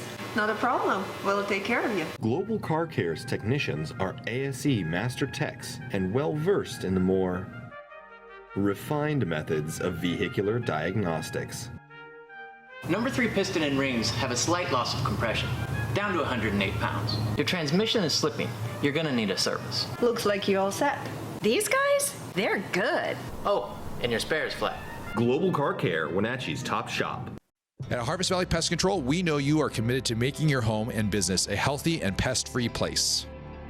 Hi, I'm David. Give us a call and we'll give you a firm price over the phone and schedule a time that works for you. We will do an in-depth 30-point healthy home or business inspection and craft a customized plan of action designed specifically for your pest issue.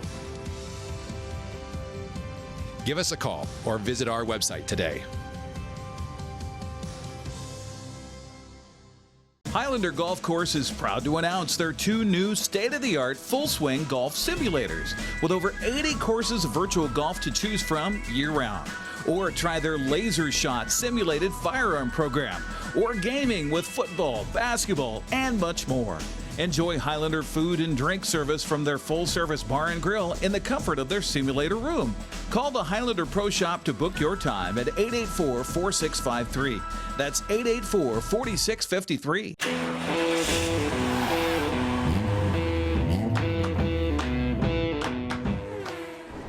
All right, we are back at Wenatchee Valley Super Oval. Grant Olson along with Greg Rentz, the voice and the track announcer here of the Wenatchee Valley Super Oval. For what, Greg, the last 5 years, you said? Gotta go back and do math in my head. I'm not good at math. That's why I'm a track announcer. I believe it was two years part-time, and then I took over full-time in 2016, I believe it was. Gotcha.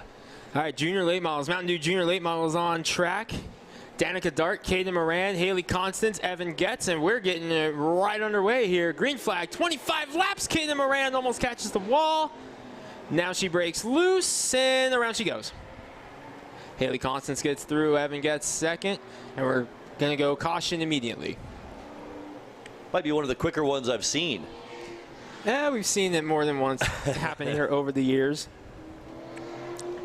Remember, this is the newcomers on the scene. These are the drivers, their ages 10 to 16. Not sure what the age gap here in this particular field is. I know Caden's 13 for sure.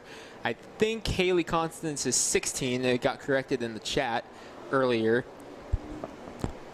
Still got to get confirmations on Danica Dart and Evan Getz' age, but... So chances are, though, Greg, that none of these drivers have a driver's license. Odds are no. I think Haley might. Okay. If she's 16, there's a shot.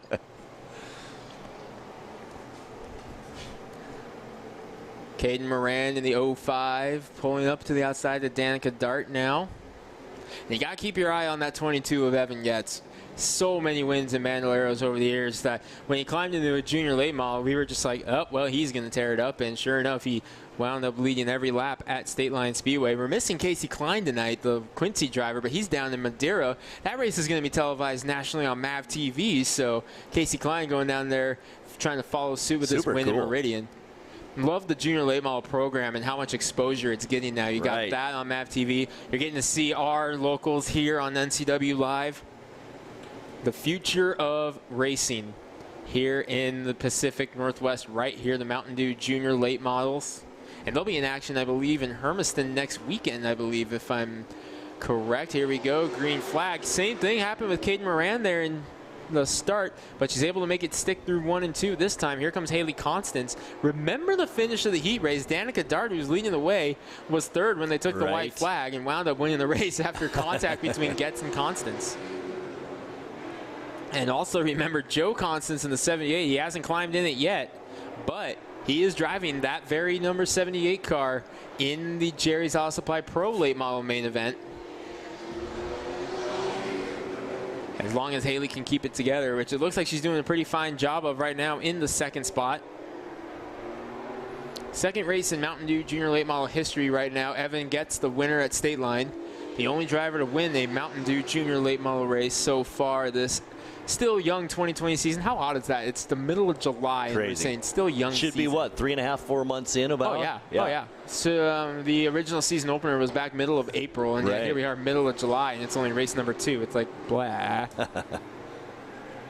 Been driving us nuts waiting for it. Fortunately, we had a lot of iRacing going on in the Northwest throughout the offseason to help us stay sane. But we're back at the real track right now, and it's so much fun watching these guys. The future of racing here, and this is a big step up for some of these drivers because most of them were in Bandoleros last year, which you saw here 2 weeks ago on NCW Live.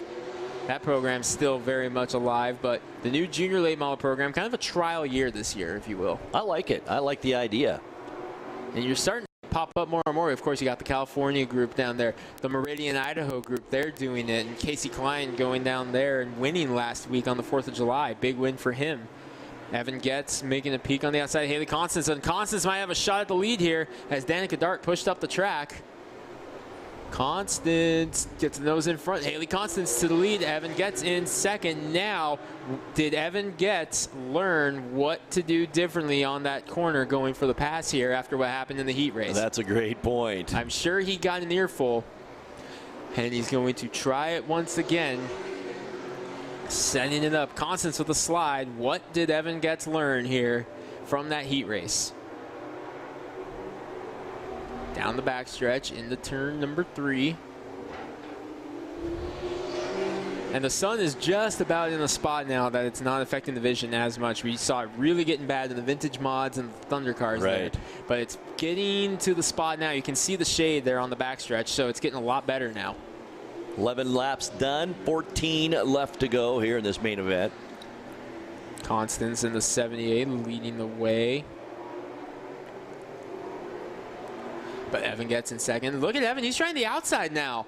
So maybe that's the lesson he took from it, is not try the inside. Maybe he wants to try the outside. His car is so fast. That 22 car is so good. And the number 22 with a Getz behind the wheel, so much success at this track over the years. Brian Getz, so many wins at this track, including wins in the Spring Sizzler. He won the first Spring Sizzler, did his father, Brian, driving the 22 car, and that race has become one of the big races at Wenatchee, the Spring Sizzler. Evan Getz, who's driving that number 22 right now, his father won the very first one of those. That's interesting. Once again, runs in the family. Oh, problems. Caden Moran around again in the 05. Same spot as the previous start, and there she is. And Caden Moran, you give her enough time, Caden Moran is going to figure out how to drive this car, and she is going to be a threat. We learned that in the Bandoleros last year down in Hermiston. Very young, you said. 13 years old. Oh, man. And already a proven success in a race car. I mean, I go back to the story I told earlier from Hermiston in the Bandoleros, barrel rolling down the backstretch, getting the car fixed, going out and winning the main event. Amazing. You don't do that unless you've got racing in your blood, which Absolutely. Caden Moran very much does.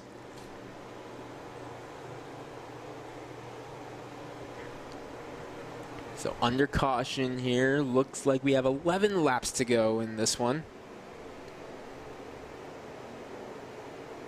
This is going to be a good finish. I got the update. Haley is indeed 15. She turned 15 on June 9th. Hey, she's celebrates her birthday very close to me. You're what? June 7th. And I'm she's June 9th. 25th. All right, Yeah, couple June. That's right. Gotta love people born in the month of June. Best month. Haley Constance leading the way. Green flag. Evan Getz putting the pressure on. He's a very patient driver, isn't he? Yes, very patient, and we've seen that with Bandoleros with him over the years. He is just so strong and able to just capitalize on other drivers' mistakes and put himself in a position to be there and see if he can get up there. Caden Moran's trying to get back around Danica Dart. Remember, Danica Dart won the heat race. And this is setting up almost like that heat race did with the 22 chasing the 78. Inside of 10 laps to go here. Ooh, bobble out of Dart. Caden Moran trying to get up there to the inside. She's got the spot on the apron. Wow. Oh, man. Didn't I tell you that that young lady was not afraid to do what it takes? She's determined right now. Meanwhile, back up front, Constance and Getz still siding or nose to tail. We're not done with this battle right here. Danica Dart and Caden Moran still going. That's for the third and final spot on the podium. Battle for the lead. Here comes Getz. Inside. Contact again. Can Haley save it? Yes, she can. So Haley learned a lesson there, too, on how to avoid spinning out. Absolutely. And that's what this series is, learning the cars, and caution is out. Again, Caden Moran up in turn number 1.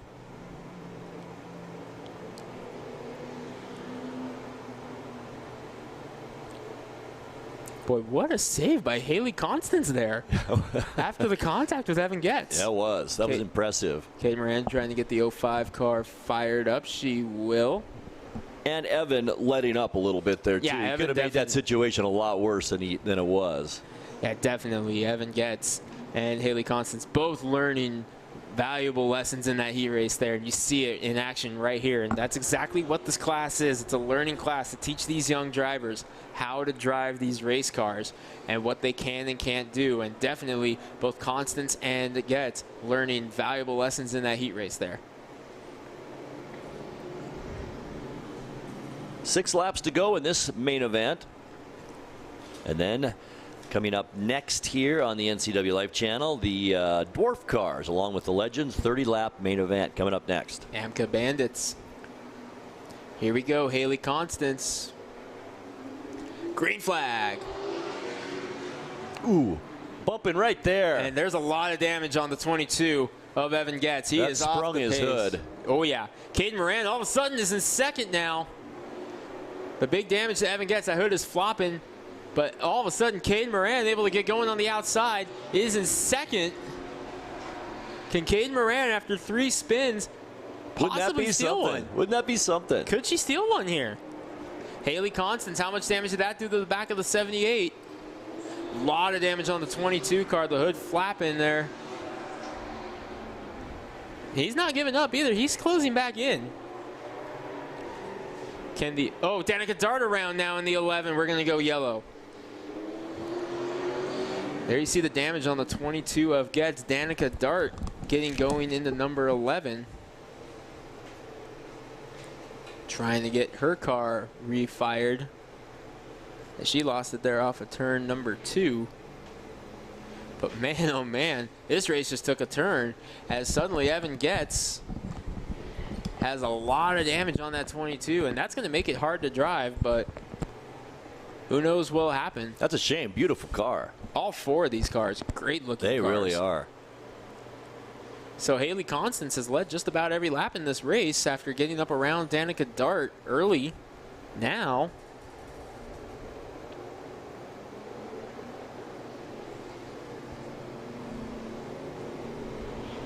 so Haley Constance, can she hold on?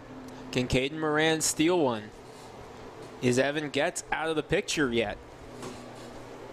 I don't think he is, Greg. I think we're going to see him be a lot more aggressive here in these next 4 laps. He's got nothing to lose kind of now. And Danica Dart was in the right place at the right time in the heat race. Will that happen again? Here we go. Won the green. Shootout time for the junior late models. 4 laps to go. Mountain Dew junior late models. Haley Constance, Caden Moran, Evan Getz, Danica Dart. Trying to set it up. Green flag. Haley Constance pulling away. Caden Moran sending it in turn 1. She wants that outside. Can Haley Constance pull away in that number 78?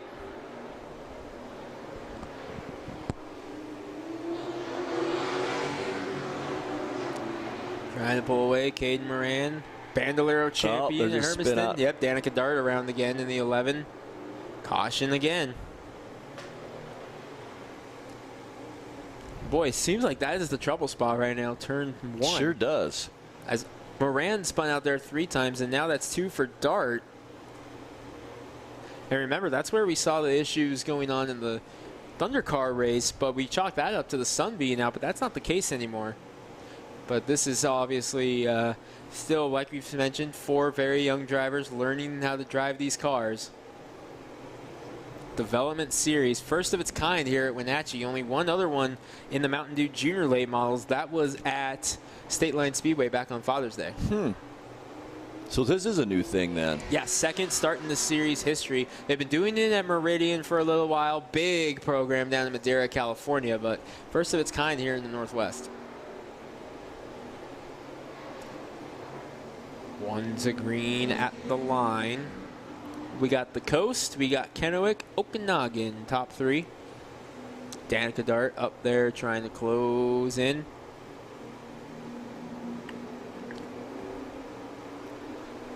Here we go, Evan Getz peeking high on Moran. He saw what she was able to do on the outside in the initial start. Danica Dart, a big slide.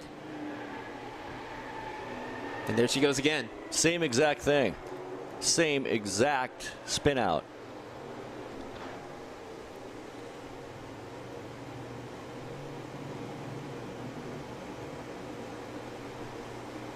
Got to be frustrating for the driver too, right? Oh, especially Caden Moran and Haley Constance, because now Caden is like trying to figure out a way to get around her, and Haley Constance in the 70 is like, oh my gosh, I'm so close, I can taste this win, and we keep going yellow. Frustration definitely sets in, and unfortunately, when you're behind the wheel, you start getting frustrated in a situation like this. This is where you start seeing mistakes happen more often when frustration sets in. That's a great point.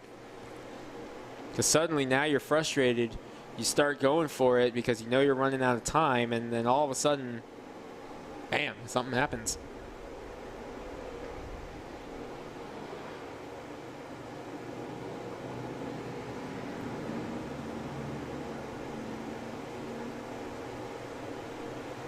Once again, only 3 laps left in this main event. We'll be moving on to our next main event. We're buzzing through this evening tonight. Turned out to be a gorgeous weather night here in the Wenatchee Valley, so things are all good here at the Wenatchee Valley Super Oval, and we're glad to be here on the NCWLIFE channel. One more time around, and we'll get going here once again.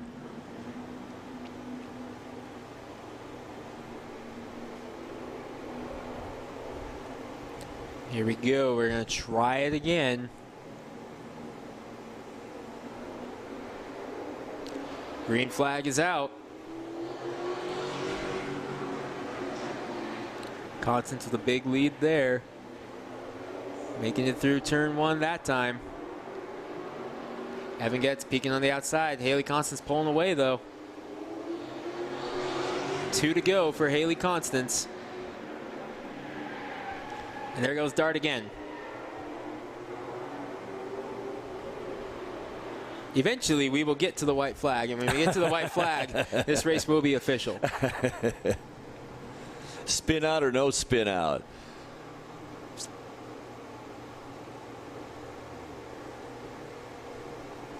Like you said, though, Greg, just a little bit of inexperience there.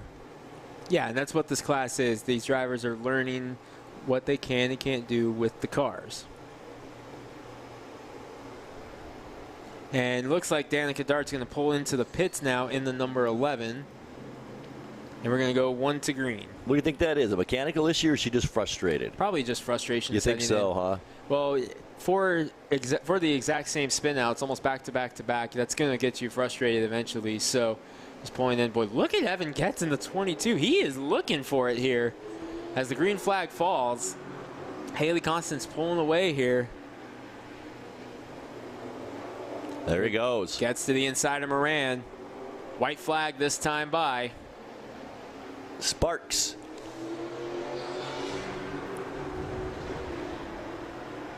Constance pulling away. Will Evan Getz do the big send again? Hood coming up, not this time. Haley Constance, the first junior late model winner in Wenatchee Valley Super Oval history. Good race for her, right? Haley Constance led it from basically the start, didn't she? These youngsters, 3 left. There were 4 to begin with. 3 of them finished, and it's Haley Constance coming in first. Evan Getz in second place, and coming in third, Caden Moran in the number 5 car. Remember, keep in mind, still have more main event racing happening here in NCWLIFE channel. Coming up after this, it's the Dwarf cars and the Legends combined for a 30-lap main event, and that'll be followed by our big main event, and that's the Pro Late Models, and they will run a 75-lap race coming up here in a little bit. Do want to thank once again North Valley Mechanical and Rod Rumboltz for sponsoring tonight's races. Also want to thank our all-sports sponsors here at the NCWLIFE channel. And that includes Weinstein Beverage, JDSA Law, Casa of Wenatchee Valley, Auto Mocha, Biosports, and Confluence Health, just to name a few. And, of course, the big one, and that's Dick's Heating and Air Conditioning, one of the best sponsors of all sports here in the Wenatchee Valley. And that's Dick's Heating and Air Conditioning. Okay, Greg, down below, and we'll see our winner.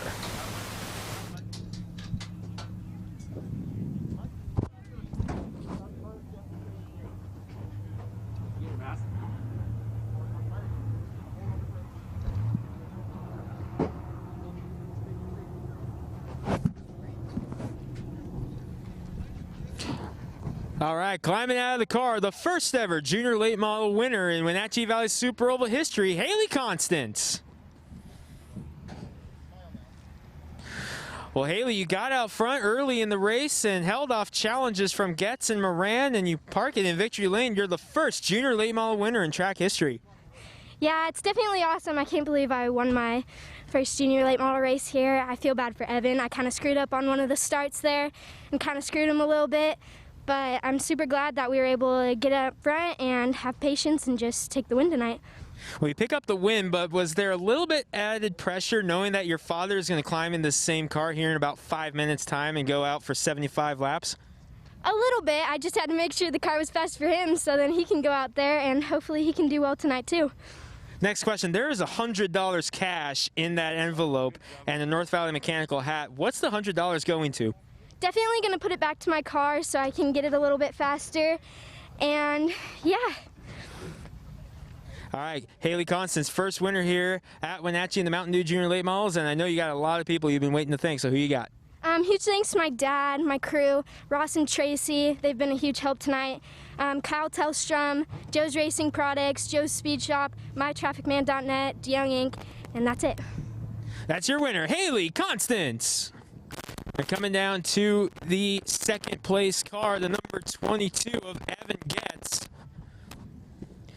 And Evan, the car was obviously fast. You had a lot of speed in this car, and that's nothing new for you here at Wenatchee. A lot of speed from you over the years. Yeah, I've been racing at this track for 3 years.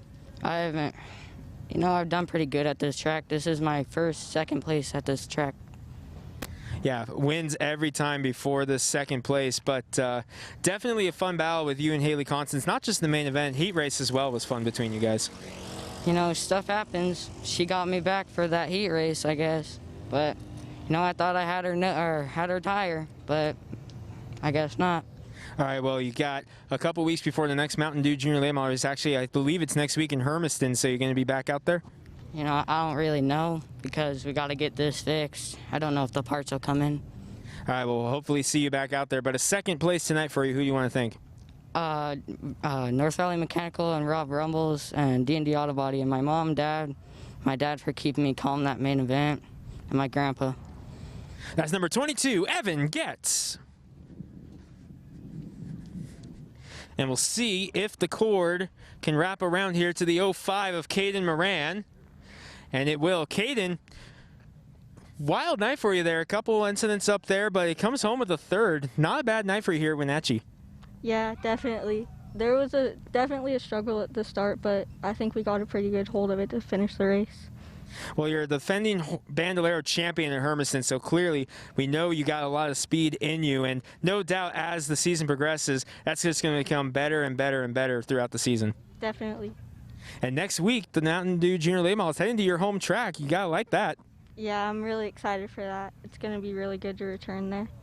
A lot of wins in the Bandoleros for you there last week, but the third here tonight in Wenatchee. Who are you going to thank?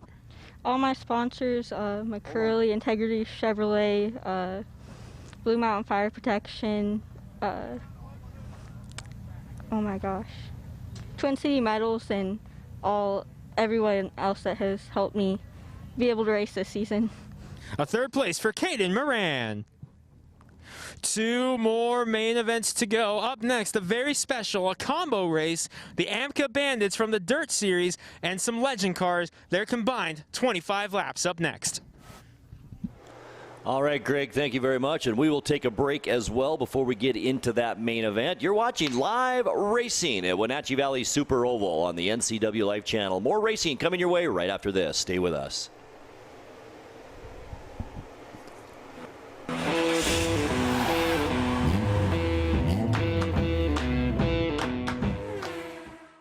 Hi, I'm Ricardo, and this is Amanda, and we are from Impact Auto Sales. Where you can expect a hassle-free car buying experience. With our wide selection of used cars, trucks, and SUVs, let one of our friendly sales staff help you find the vehicle that fits your lifestyle. We have financing available for all credit types and great low rates for first-time buyers. Call us today at 888-8000 or stop by 3522 State Highway 97A in Wenatchee. Impact Auto Sales, where we strive to make an impact on your life and not your wallet.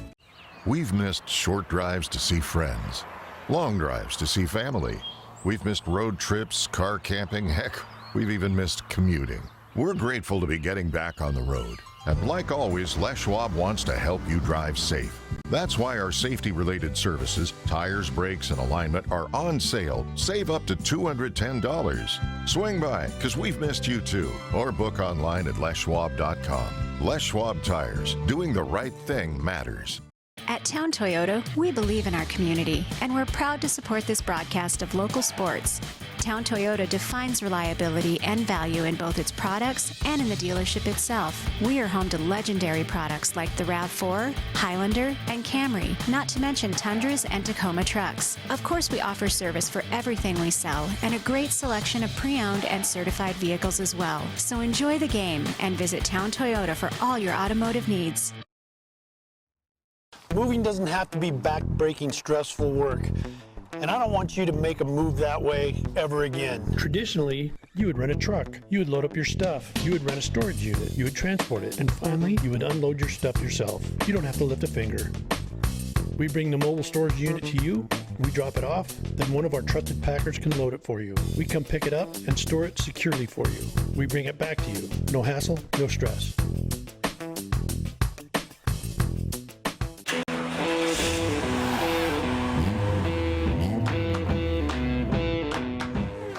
Olson along with Greg Rentz, and we are just ready for our second to last main event, and it's Going to be a fun one in this kind of mixed dwarf car. You don't call them dwarf cars, though, do you? That's the official term for the cars, dwarf car. The series is called the AMCA Bandits, AMCA Bandit class. Is the official name of the series. They race on dirt over on the West Coast, Skagit Speedway, Grays Harbor Speedway, those tracks, Oregon, going down there. So they come up and play on pavement once in a while. They were at State Line last night, here tonight at Wenatchee Valley Super Oval. This is only the second time these cars have visited the Wenatchee Valley Super Oval. First one was back, I believe, 2015, I believe it was. And they put on a heck of a show. Unfortunately, they're a little bit down in count, so we got some legend cars to come up as well and fill in the very solid field. So you're going to see two very different forms of racing here. So obviously one type of car isn't faster than the other in this, though. Typically not. We'll see, though, because that 23 car seems to really be in a league of its own. But watch that 17, and it's going to be Tyler Howard and Dale Knutson, I think, are going to be putting on a show here. As the green flag falls, Greg Scott and Bryant Carlson trying to get out front early. Greg Scott, a former late model driver for quite some time, moving down into a legend. But Jeff Mueller into number 2. Trying to put the pressure on. Meanwhile, Tyler Howard and Dale Knutson already trying to make their way through the field. Watch that 23 and 17. They put on a heck of a show last night at State Line. It was Howard getting the win. See if he can double it here inside of both Mueller and Scott. Give it to the 23. Wow. Not yet, though. Scott comes back. Ooh, a slide up the track. That's going to allow Mueller to get there. Bump again. Oh, problems for the 23. Oh, no. Tyler Howard had problems. Got it going for a split second here. Can he get it back? Yes, he will. Boy, something happened to the 23. Boy, it sure did. Gave it up, and suddenly the legends are 1, 2, 3. This is a lot different than what we saw last night at State Line. Last night, it was the 23 of Howard, the 17 of Knutson that got out front of all the legend cars. It looked like we were seeing that in the early stages. Remember, this is a race within a race. You got the 2 leading the official race and the Legends race. 23, Tyler Howard, to the inside right there. He's leading the dwarf car race. He's coming back, too. He's got back around the 25. Speaking of that 25 laps, the distance here already on lap number 4. Jeff Mueller trying to get up there into number 2. That's a fast car. Yes, it is. A lot of speed out of him here tonight. Was he in the race last night as well? No, he was not. One car on the pits is the 77 of Wade Stringer, and we saw that in the heat race as well. But Mueller, he mainly races Hermiston Raceway and Evergreen Raceway, or Speedway, those 2 tracks kind of back and forth. That's kind of a long distance. You got Monroe, Washington, and Hermiston, Oregon. Right. But those are the 2 tracks he mainly races at. Comes up here whenever Legends are racing, which is not too often. Unfortunately, we love having these cars here, but seeing him out front here, that's got to be really good because he is overdue for a win in one of these cars. And it looks like he likes his track. He does. He really looks good here at this track, pulling away from Greg Scott in the 08. But Tyler Howard, the 23, coming back, just went the fastest overall lap of the race. Dale Knutson not having the speed that he had in that car last time at State Line, so he's falling back. He's actually 3rd in the dwarf car main, as Steven Taylor is up there in the 2nd spot. Jeff Mueller continuing to lead the way. Comes Howard, too. Tyler Howard trying to get up there. 2 separate races going on. That's your dwarf car leader, the 23, Tyler Howard, going around Greg Scott, who's 2nd in the legend cars. Tyler Howard trying to track down that tire off the track again. That's so much fun watching these things.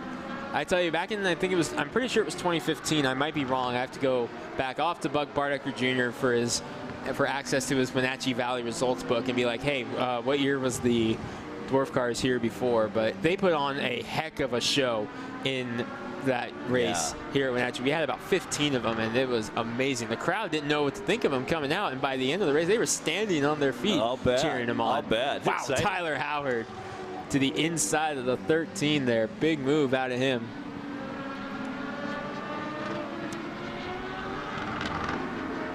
Leader Jeff Mueller to the inside now, Marissa Sawin.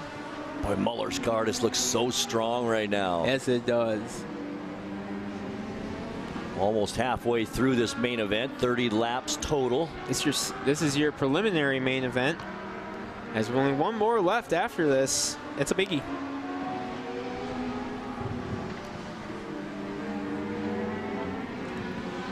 75 laps of pro late model racing. We got 10 to go in this one, and that's your leader, Jeff Muller, in the 2. That's your other leader, the 23 of Tyler Howard. 2 separate races in this one. Muller leading Legends, Howard leading Dwarf cars. And we had a few more of the Dwarf cars last night at State Line, but fortunately we had some incidents in the heat race that took a couple out. So they try to get going here. Howard trying to reel in Jeff Muller. So now he's just not having any luck with that right now. Yeah, but the question is, can he get up there? We know he's fast. Does he can he get up there if he can get into a rhythm? Well, I'd say Muller's definitely in a rhythm right now. Jeff Muller definitely turning it loose right now in the 2. Hermiston Raceway regular in the Legends.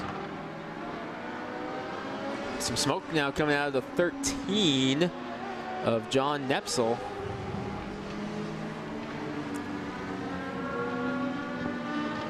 Can Jeff Muller in the 2 car pull off his first win here at Wenatchee? It'd be a big one. 5 to go. And it's about time for the big boys. If Jeff Muller can keep this clean and green for 5 more laps, he'll be a Wenatchee Valley Super Oval winner. And I'm not sure how we're going to do interviews here because we got 2 separate races. I don't know if we're just going to do top 3 overall, if we're going to just do winners of each class. We'll find out. So we'll see what happens down there on the front stretch. We already saw in the Thundercar main event, anything can happen down on the front stretch. That's right. Thank you, Seth. Couple laps left here in the number 2.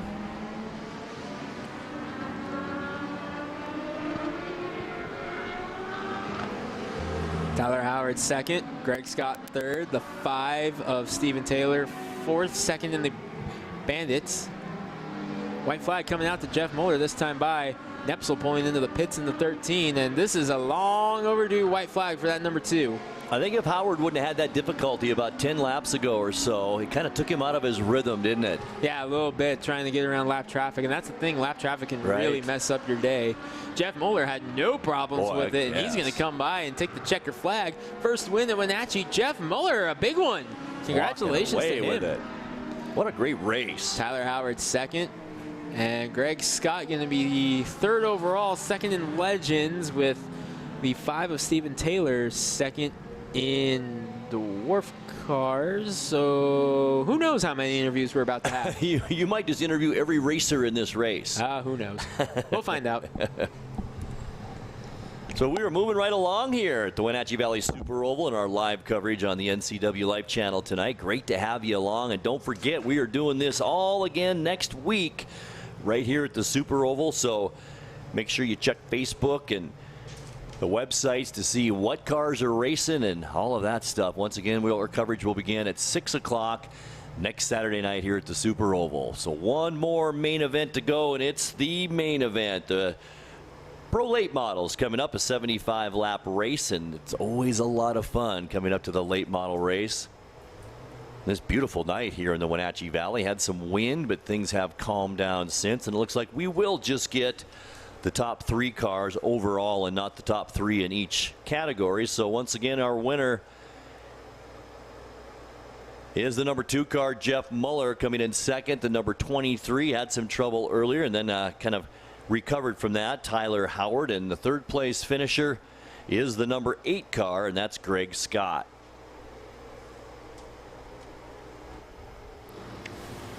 Once again, these drivers need to get masked up before they speak with Greg Rentz as Jeremy Anders pulls up in his quad, and also that beautiful side-by-side of Rod Rumboldt and North Valley Mechanical with 1 trophy. All right, so making his way up away and here to victory lane. First win at Wenatchee, the number 2, Jeff Muller.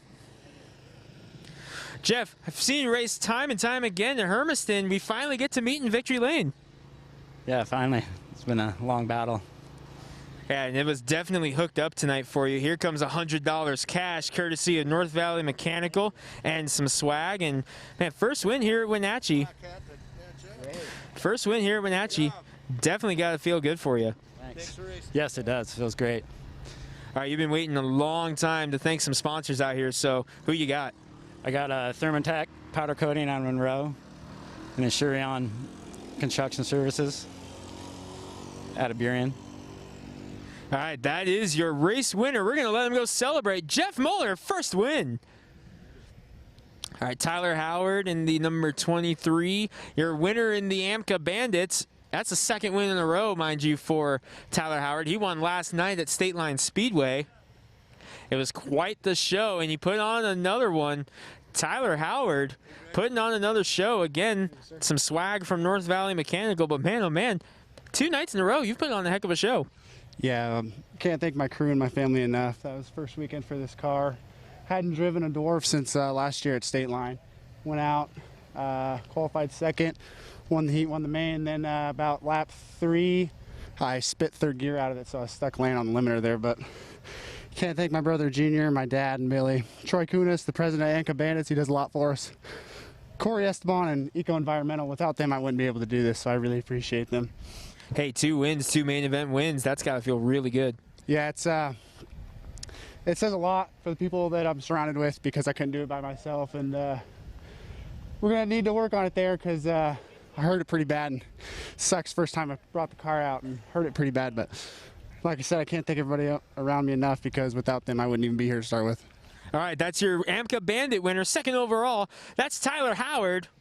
Oh, there he is. I don't got my glasses on, so I can't really see. But Greg Scott coming up here in the 08. Late model driver over the years, and this is the first time I myself have seen him in a Legend, so we'll see. But here he is, second in Legends, third overall. Greg Scott. He gets a new hat courtesy of North Valley Mechanical. Thank you guys for having me. Tonight's presenting sponsor. And Greg, you haven't been in a Legend for quite a bit. You've been in a late model for a while, so big change for you here. First off, yeah, it really is. The Legends are after driving a big car, they're a handful, but they are so much fun. I wish I'd have done it a long time ago. So we got 3 of them now. So man, I've never been here before. Wenatchee Valley is just awesome. The place is so cool. The track, the facility, the pits, just everything. The people, Jeremy, everybody's welcomed us. North Sound Mechanical, just everybody, man. You couldn't, best place to race right here. Love it. So you mentioned you got 3 cars. Is this going to be a permanent transition back into Legends, or are we still see you in a late model every once in a while? No more late models, and just Legends. So we're going to come back next week, and it's just a blast. We're learning, trying to figure it out, but this track, I've always wanted to race there and never got to until tonight. It was awesome. This place is so much fun. Well, 25 plus cars enter next week, and you're coming in with a second. So see you next week, man. Good luck. Yeah, thank you so much, man. Hopefully we just run good. That's all. Don't have to win. If we just run good, I'll be happy. Greg Scott going to be looking for another big finish next week in Legends Thunder here on NCW Live. Third place, Greg Scott.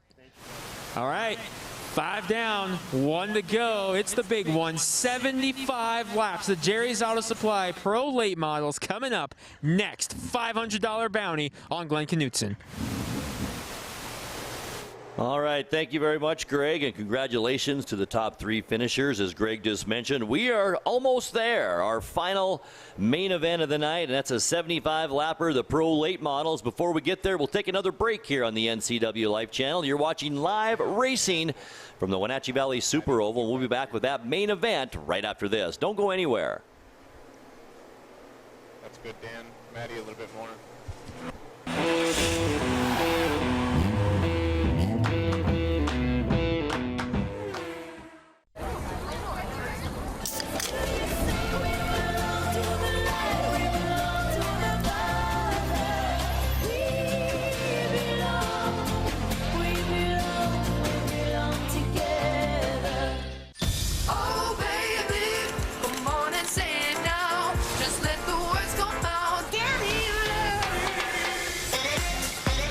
No calories, no sweeteners, all smiles. bubbly, sparkling water. Crack a smile. JDSA Law is a proud sponsor of these local sports broadcasts. They've been serving North Central and Eastern Washington since 1946. For over 70 years, their team of dedicated professionals has delivered quality, innovative legal services. JDSA Law partners with you to provide the finest legal advice and support as you navigate your personal and business challenges, risks, and accomplishments. At JDSA Law, they salute our local athletes and wish them well on another excellent season of competition. I had to pack up all my things. I had to leave my home. And I never knew where I was going next. It felt like I never even had a say. But then you came along. Change a child's story. There's a child in foster care waiting for a volunteer like you.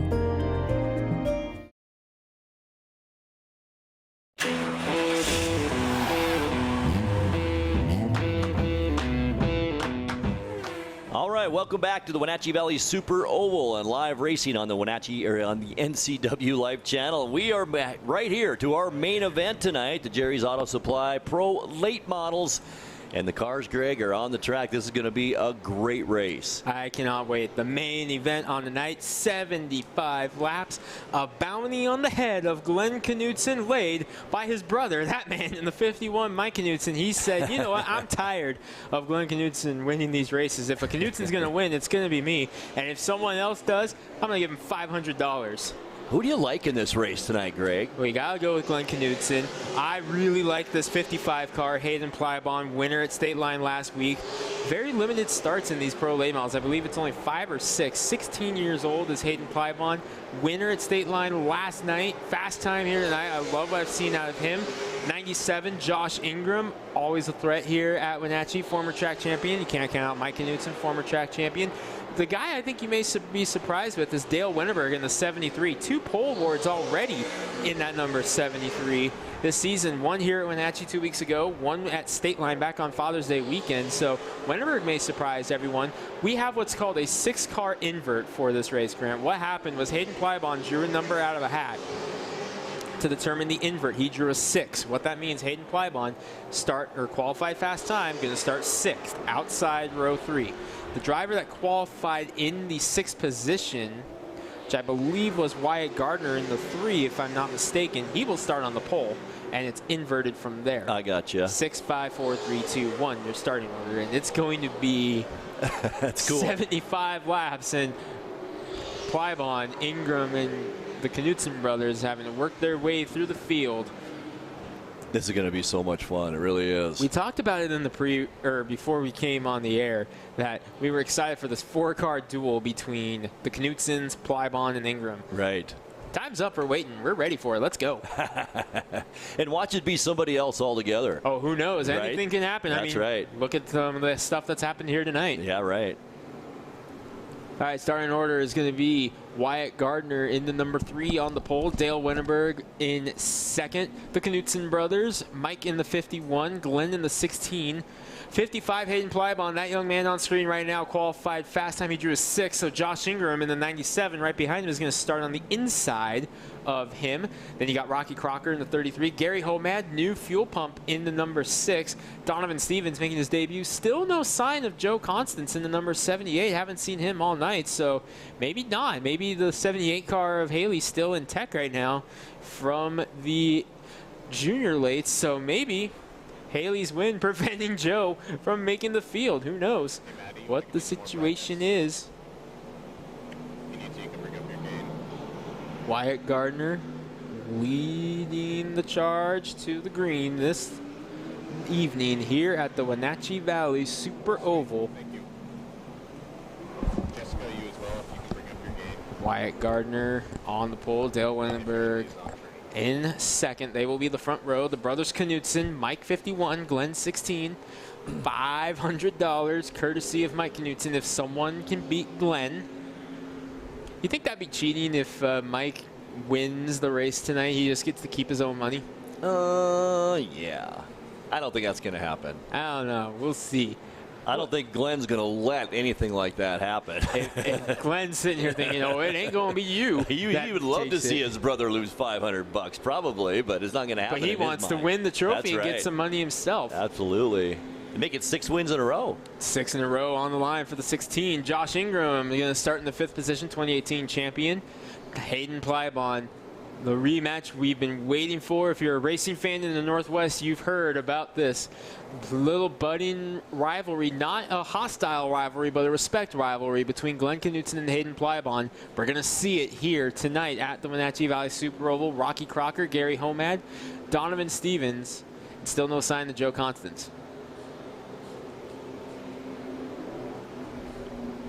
Are they giving him a little extra time to get out here, maybe? Well, I was mentioning it. What I think is happening is Haley, with the win, put the car in tech inspection, so it's probably still making sure it's legal for the junior lates, and they're going to miss the start. So Haley's win might have caused her dad to miss this race. All right, they're stacking them up 2 by 2, and that's going to put the field in the hands of Wyatt Gardner. His first late model start here at the Wenatchee Valley Super Oval. Dale Wennerberg to his outside. Believe we're going to see 1 to green at the line. The Jerry's Auto Supply Pro Late Models, the premier division here at the Wenatchee Valley Super Oval. Jason Wilson communicating with the scorer's tower, so we're going to go an extra pace lap here. Keep your eye on Donovan Stevens in the number 5, making his debut tonight. Been a long time coming for him to get up here in a late model. It's a gorgeous car. Definitely. I believe that's an old Mitch Klein car, if I'm correct, which I might be. Another familiar name. Mitch Klein, his son Casey, racing at Madera this weekend. Holding the field right now, so we might be waiting for Joe Constance in the 78.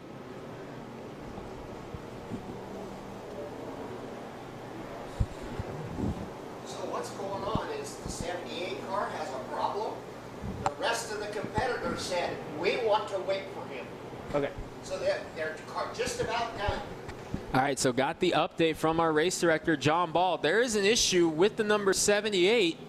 The other competitors said we will wait for Joe Constance to get out here, and I see him rolling. He's coming out. Joe Constance is going to make it out. Here he is, the former Big 5 late model champion, coming out on the track, driving the number 78. That is daughter Haley, just won in the junior late model race. Thank you, Jessica. Had problems with the car, and the field said, no, we're going to wait for him. That's great sportsmanship. That is really unbelievable sportsmanship. That shows you just how much respect there is in this field. That is what makes this sport better than anything else. That's awesome. A competitor with problems in the field saying, we want him in this field. There you see Donovan Stevens making his debut in the number 5. So Joe Constance turned about 8 laps in practice earlier today. Other than that, it's been all Haley Constance. Yeah, it really has. Driving that car. Imagine if he can go through the field and pull this off. That would be amazing. Who knows? Yeah, anything can happen in this race. Stacking them up, so we're getting set. Bringing the field up. Believe next time by will be 1 to green if Constance and Stevens can get up there, which they will. Gardner, Wennerberg, Knutson, Ingram, Plybon, Crocker, Homad, Constance, Stevens, 1 to green at the line. Grant, final chance. Take your pick. I'm going to go with Josh Ingram as an upset winner tonight. You're taking Ingram? I don't know. I'm so torn, but right now I think he's just too hot right now. I'm thinking Glenn Knutson picks up another one. 6 in a row, I believe. But here we go. Coming through the field. Race fans watching at home. Wipe the visor. Adjust the 5-point harness. It is showtime. Dale Wennerberg out to the lead early. Gets the nose in front of Wyatt Gardner. Tries to clear him down the backstretch. He will. Oh, problems. There goes Ingram. Contact with Plybon and Mike Knutson. Gary Homad around. Rest of the field gets through. We did not complete a lap, though. It'll be a complete restart. It's a little bit of bumping right there in that at the bank of 3 and 4. Yeah, just a little bit of contact. Knutson and Ingram getting together. Mike Knutson in the 51. And I think Hayden Plybon got lucky there because Ingram spun up the track, and you can see a little bit of a donut, we call it, on the side of the 97 car. You see him right there swirling it right now. It's on the right side of the car. So there's Josh Ingram. He's got a little bit of a donut. What that is contact with the tire of another car. Believe that would be from the 55. You'll see it as it comes by here. You see it. Absolutely. There. Some little bit of rubber on the side of the 97. All right, we're going to try it again. Complete restart, so Homad and Ingram will both get their spots back. They got to stack them up 2 by 2. And that's such a break, or a tough break for Dale Wennerberg, because he had the lead. He was clear. He was going to lead lap 1 there, and to have that happen. He's kind of your dark horse too, isn't he? Yeah, Wennerberg definitely is a guy who can compete for a win. 1 to green at the line. So let's try it again. We're going to reset the field here. Josh Ingram back in the 5th spot. Gary Homad settling in, doing math, 10th. Well, actually 9th, because Donovan Stevens kind of hanging back right now on the 5. So here we go. We're going to try it again through 3 and 4. Wyatt Gardner brings him to the green. Here we go.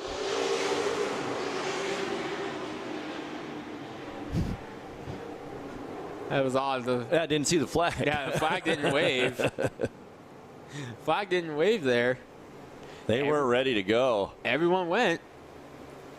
So what that probably was Tower relayed something to the officials. And I can see Jeremy Anders talking with the spotter in the spotter stand over here, which is more or less just the grandstands right now, talking to a spotter. So probably had to wave off the restart to relay a message to somebody. So, all right. 1 to green at the line.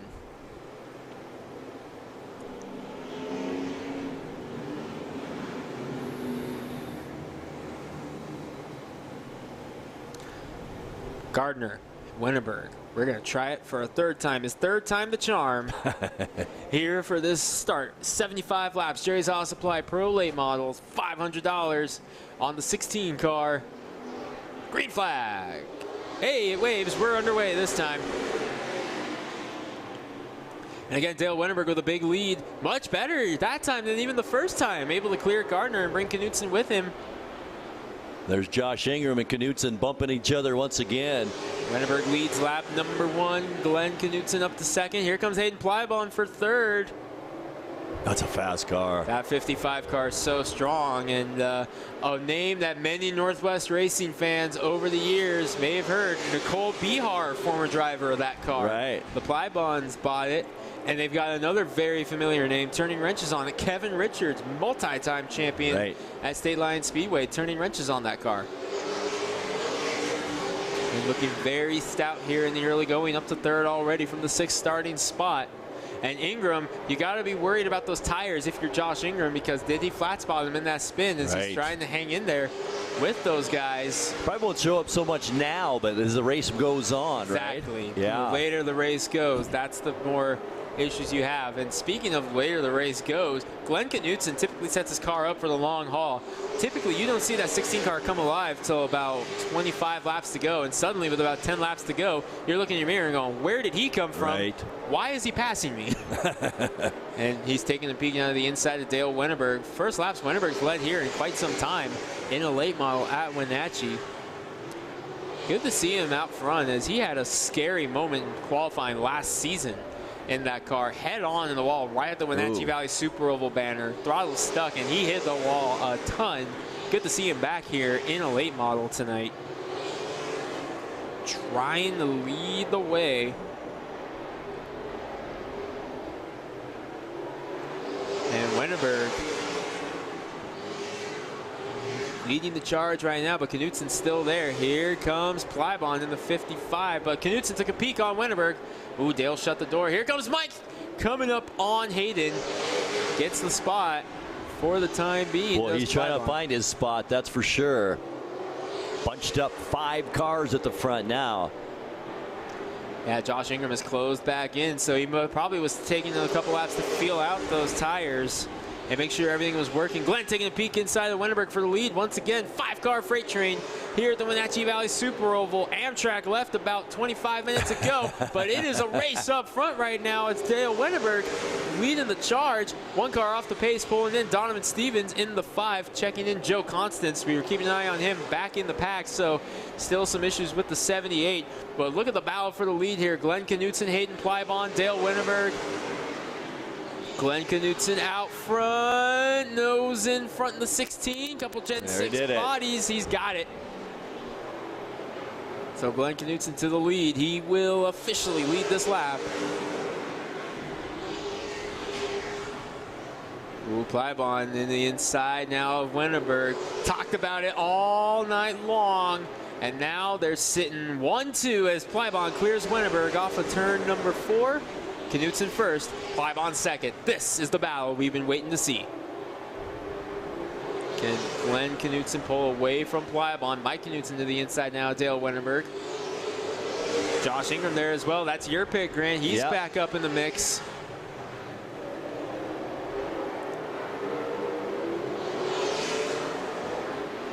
Boy, Glenn Knutson just so smooth at this racetrack. This is a home field advantage for Glenn, isn't it? Oh yeah, home track, so many laps track here advantage, at this. yes.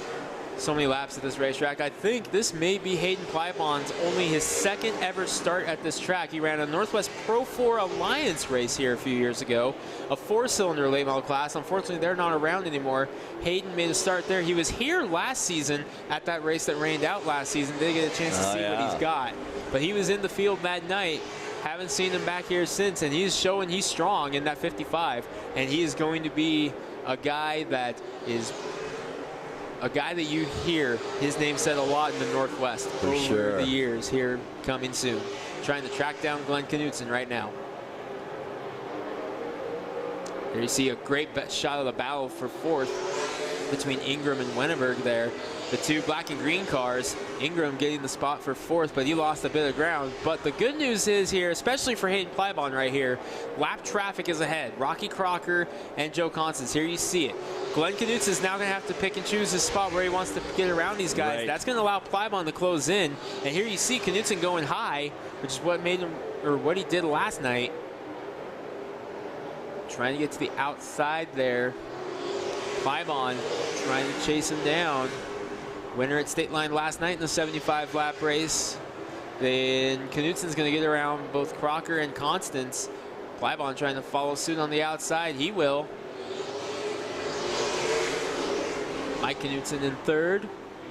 He now begins his quest for lap traffic. Grant, I think Hayden Plybon was able to close in a little bit there on Glenn I do too. Knutson. I think that definitely helped him out, that lap traffic, for sure. Yeah, that gap is definitely smaller than it was before he got there. Josh Ingram going to follow Mike Knutson through an outstanding battle back in 2018 those two had.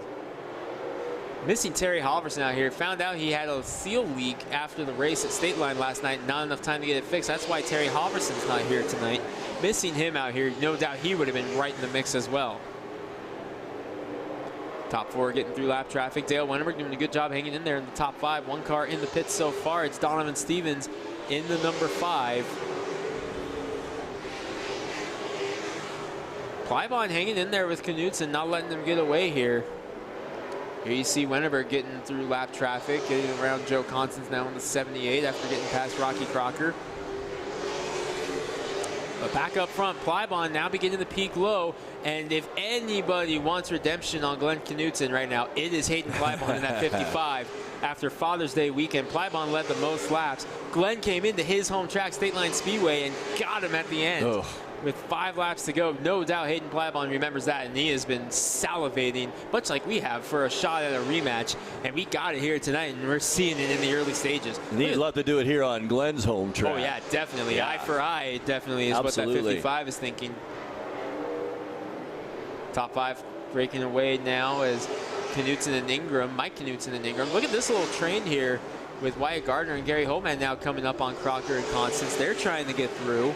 That is 6th and 7th on the charts right now. Back up front, Glenn Knutson, the 55, the Plybon there.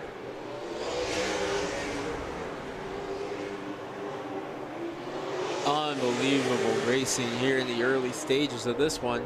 Coming up on around halfway now. We're starting to close in on halfway here before too long.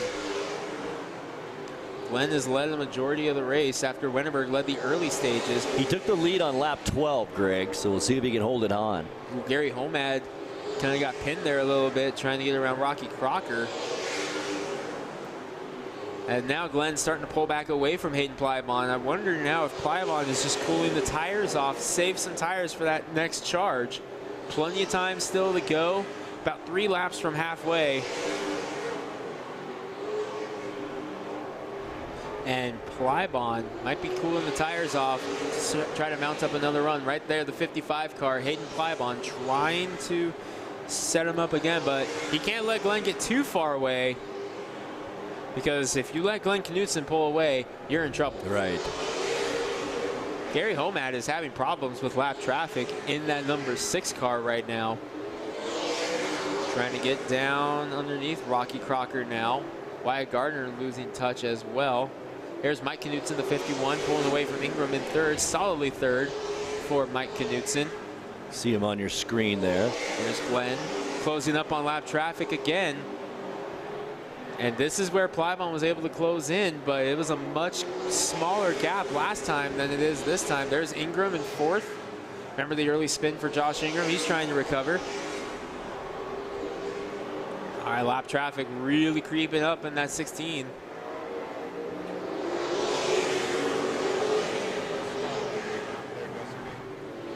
Heavy lap traffic now. They're side by side, 2 deep. There you see it. Joe Constance, Gary Homad, Rocky Crocker, Wyatt Gardner, and Glenn Knutson's going to enter the screen right about now. Here he is, peeking in. A little bit past halfway now. Heavy lap traffic, and Grant, notice who's closing in already. Yes. Maybe that's why he waited, just for the lap traffic to cool his tires. Oh, and he took a dive into turn 3. Wow, Hayden Plybon. How did he make that stick? And suddenly, he's got to run to the inside. He does. Glenn stuck in the middle. Gardner getting out of the way, letting him go. Plybon chasing him through. Right on the back bumper. Hayden Plybon saying hello to Glenn Knutson. They get through the first half of the lap traffic. 6 cars on the lead lap. Next up is number 6, Gary Homad. Boy, Plybon, he is a little bit better through lap traffic right now than Glenn Knutson. Yeah, he is. You see it. I still can't get over that amazing full send by Plybon about 3 laps ago to get right to the bumper of Knutson and make this interesting once again. Plybon taking a lower entry, and we saw this at State Line Speedway back on Father's Day. Plybon needed to ride the bottom to be able to contend with Glenn Knutson. Once Glenn got the bottom, that was when Plybon was in trouble. And as Greg has mentioned, keep in mind, everyone, that driver of that 55 car, 16 years old. And only, I believe, 7 late model starts before tonight. And a win last night at State Line. 2 career wins for Hayden Plybon in 7 starts. Crazy.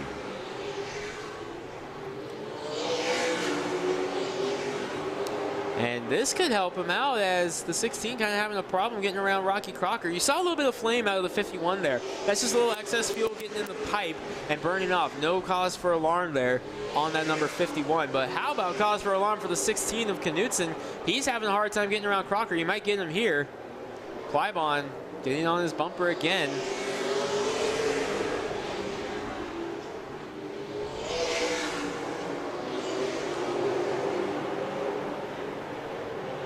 Ooh, Crocker, contact! Contact between Crocker and Knutson.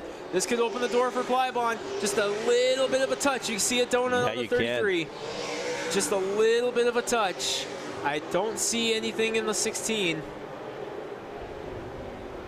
And just a touch of contact. No, Rocky Crocker getting in the Hayden Plybon now.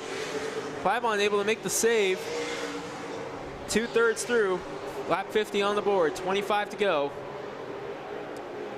One more lap car ahead of Glenn Knutson, and then it's a half a lap until the next car, which is Joe Constance. Gary Homad in the 6, filling the windshield. Plybon knows he has one last shot perhaps at Glenn Knutson. Now, once they get past here, it's all on his own now. He's got to go.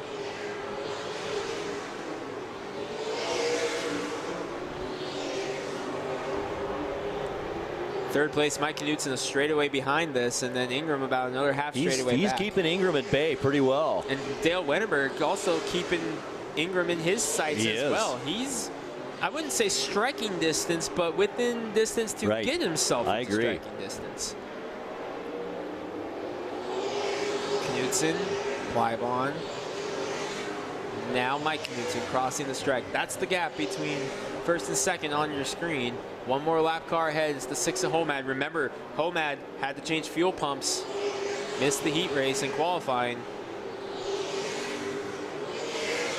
Actually, he missed qualifying, did not miss the heat race, got the fuel pump fixed. Plybon knows his shot is to try to get Knudsen when he's stuck behind the 6 car. Trying to get himself back up there.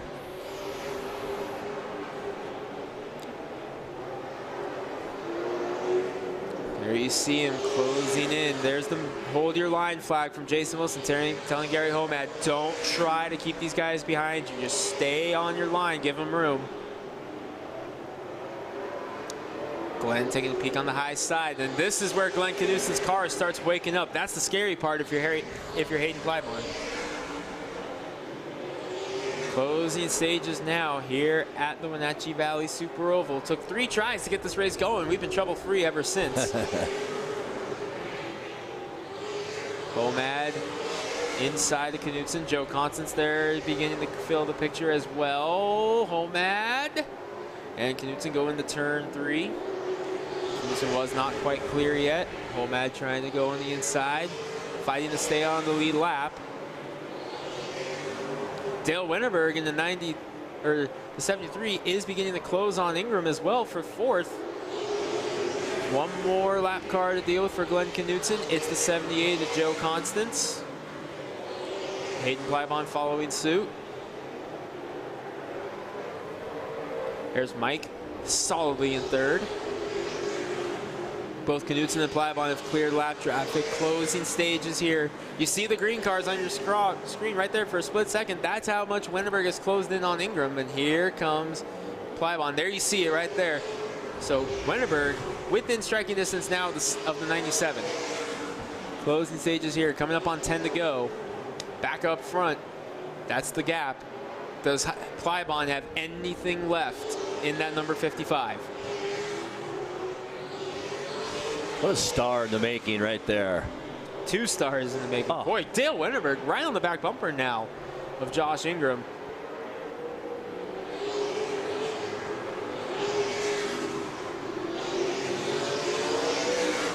Hayden Plybon. You can remember him racing Bandoleros not too long ago.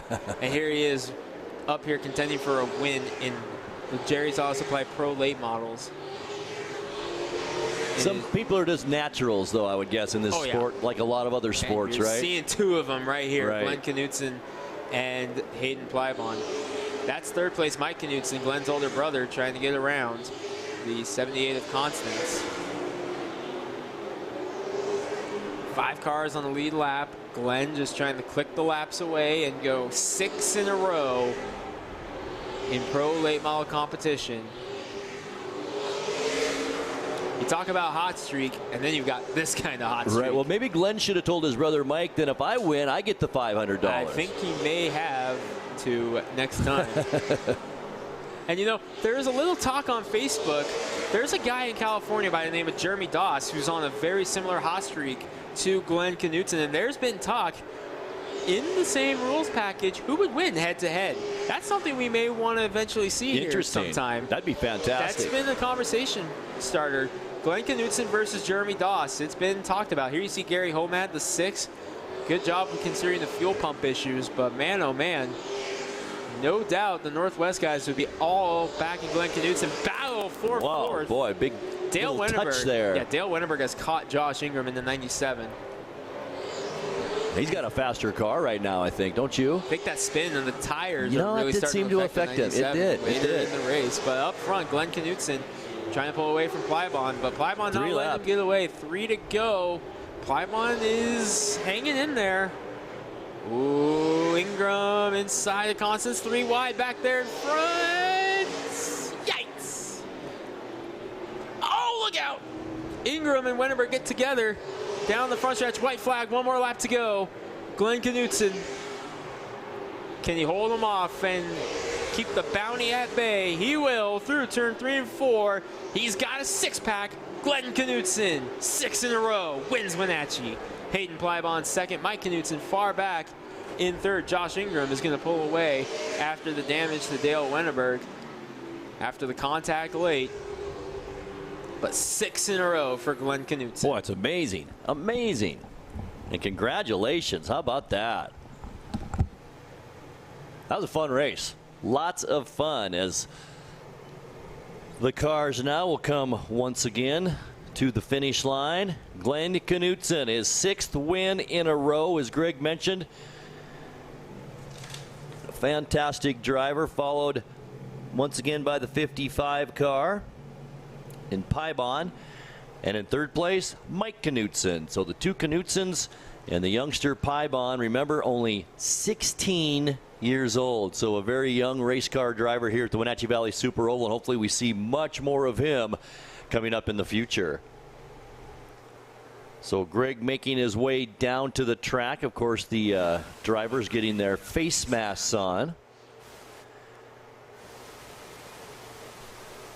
It's just been so great getting back out here in the track. No fans here, which is very, very strange, especially if you spent any time here at the Super Oval. And last year, just capacity crowds each and every week at the Super Oval. So this seems very strange. But it's so great seeing the pits full, people milling around there, lots of people social distancing and wearing face masks. So it's just nice to have some sort of normalty back here in the Wenatchee Valley, and that is the Wenatchee Valley Super Oval. So once again, we're waiting for Glenn Knutson to exit his car. Plybon in second place, Mike Knutson in third. What beautiful cars these pro late model vehicles are. Just beautiful cars. And once again, thank you to our sponsor tonight, North Valley Mechanical and Rod Rumboltz, who will hand a check for $100 to Glenn Knutson as well as the winning trophy. As Greg waits to talk to Mr. Knutson. 6 wins in a row. We'll send it down now to the track. Again, 2 for 2 on the season. And Glenn, $100 cash, courtesy of North Valley Mechanical, Rod Rumble. Thank you. And Glenn, we talked about it in the Scores Tower before the race. We talked about it on the broadcast. Your car seems to come to you late in the race, and yet here you are going straight to the front in the early going. You seem just to do everything right now. You know, this is a really good car. Hats off to my guys, Garrett Evans, my brothers, Sean, Josh Childress spotting. I mean, this car is amazing. It's on rails right now. Glenn, 6 wins in a row. Your brother put $500 on the line. If anyone could beat you, you go out and do it again. You're going to go down and tell Mike, hey, where's my $500? I think you should get it now. You know, I talked about that, but I'm up for the challenge. I want to race against the best guys. I mean, that's what you do, is want to race. I'm glad he got to come. It's really good to have good competition here. Second duel over Hayden Plybon this season, and you're out 2 for 2 on that one. And we were talking about it. This could be a heads up. I see what's about to happen. Mike coming in with the water cooler and got too much expensive equipment. You ain't safe yet. Just wait until I'm interviewing Plybon. But, man, we were talking about it. This is kind of a fun little respect rivalry that's beginning to brew between you guys, as it seems like every time you two are in the field, it comes down to you two. You know, he's, like I said, he's young. This is his second year in the car. He's really good. I mean, I hate to see him in a couple of years. I know he's going to be right there. I mean, he's right there with me. I don't know what it'll be. He'll be pretty good. A win at State Line last night for him, but you come in and you defend your home turf for the second time this season. But there's a big pro late model race coming up at State Line here in a couple weeks that you just so happen to be the defending champion of. Are you going to go down and defend your title at the 200? You know, I think we are. We are. I just got to see which car I take. I got a new one or this one. We'll have to see what happens. That's a scary thought. Glenn Knutson has another car just like this. But Glenn, 2 wins in a row here to start the season, 6 overall. Who do you want to thank? I got to thank Kelly and Sue, Columbia Shops and Storage, Leonard Evans Used Cars, Night Rose Farms, Knutson Construction. It's all those guys back there. I mean, they put tons of hours. We got home at 3 o'clock from State Line last night. Worked on this one this morning, got it all right. They're an awesome crew. That's your winner for the 6th time in a row, Glenn Knutson. And coming over to second, what a weekend for this young man, 16 years old out of Meade, Washington, Hayden Plybon, winner at State Line last night, runner-up here at Wenatchee. Man, you are on just as good a streak as he is right now. Yeah, it's been an adventure, but we just got this new car together, run some pro late stuff because there's no super racing, so we're going to try it out, see how good it is, and so far it's been pretty good to us, so should be a fun rest of the season, I guess. Yeah, Hayden, we've been talking about it all day, the rivalry that's beginning to brew between you guys, because every time you two are in the same race, it seems like it comes down to the two of you. You got to love being able to race with a guy like Glenn Knutson and Mike Knutson and be right up there with him. Oh, yeah, it's fun having the competition. It's more fun for me to race against people that are better than me, and actually, no, that kind of sounded cocky, but race with people that I could be competitive with and have a lot more fun at the track with them. All right, Hayden, this, I believe, was your first pro late model start here. You were here last year for a pro late model race, but it got rained out. But I believe this was your second start here overall, as you ran a Pro 4 race here a couple years ago, correct? Yeah, that is correct. And you got a third in that one, if I recall. But, man, you seem to really adapt to this track really well. Yeah, it's a pretty fun track. I like how grippy it is and how it's really fast. And, yeah, it's just a fun track other than State Line. All right, well, State Line, you got a win there last night, a second to Glenn Knutson back on Father's Day weekend, and you're coming for the Idaho 200 as well, and you know you're going to be back there defending your turf against Knutson. How do you think you're going to do there at the 200? We're going to change the car up a little bit, see if we can have something for him that weekend. All right, Hayden, second place here at Wenatchee. Who do you want to thank? Kevin Richards, Ryan Tarr, my dad, Frank Varner, all my sponsors, Cascade Rain Gutters, Wheelman, Les Schwab, and just anybody else who helps me. Coming home with a second, Hayden Plybon. And a third place for the 51, Mike Knutson. And Mike, for starters, you put a $500 bounty on your brother. He picks it up again. So first off, what's going to happen? Is he going to get the money, or are you going to carry that over? No. Carries over. Carries over. To which race? We decide. Oh, we decide. Oh, General Manager Jeremy Andrews just saying it carries over to the Idaho 200. Actually, I think Glenn's a heck of a driver. I mean, he knows what he's doing. He's Garrett's crew chief. He's really good. This Hayden Plybon, I can't say his name right. Anyways, he's really fast. Man, I got a big motor, so I'm carrying another 100 pounds. I don't know, it's getting hard. I got to work on my car a little bit. But anyways, maybe I'll go to that race too and try to figure out what to do to get there. I got to thank North Valley Mechanical for sponsoring this race. They do an awesome job. I actually work hand in hand with them on a lot of jobs, so it's pretty cool seeing them. Great company, and you know, I really like working with them. I got to thank Knutson General Contracting, Knutson Construction, MFK Livestock. I got to thank my family, my wife for putting up with me.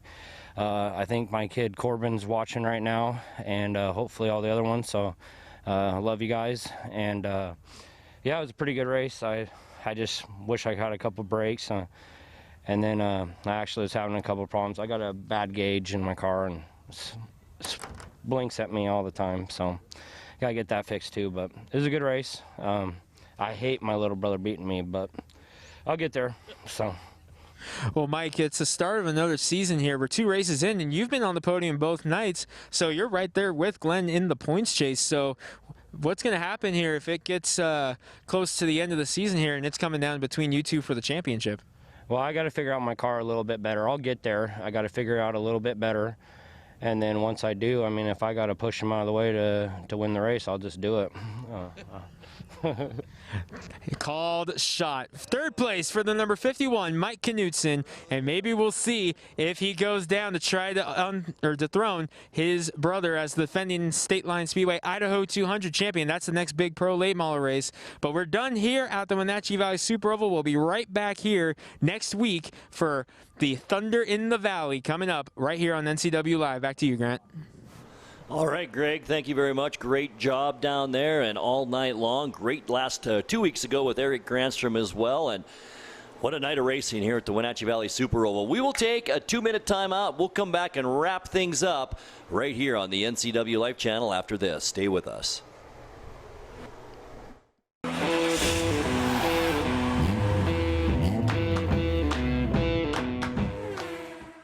What's your Automocha emergency? It's a Paprika mocha with whip. The espresso shakes are my most favorite because I can get any flavor. Peanut butter chocolate for pita. Definitely the espresso shakes. My favorite is the mocha for pitas. A peach Red Bull.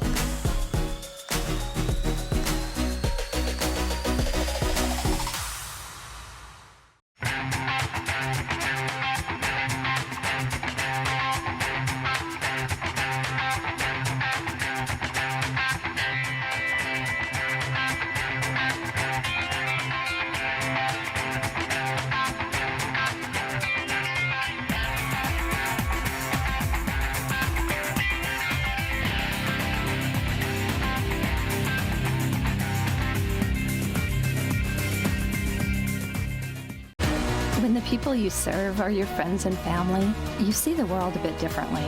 You understand that your survival depends on the health and strength of your relationships. Your word is your reputation, and that doing the right thing is the only way of life that matters. At Confluence Health, we remain humble. Trust is a gift that is earned, a privilege, an honor. And we remain grateful for the trust you place in our hands.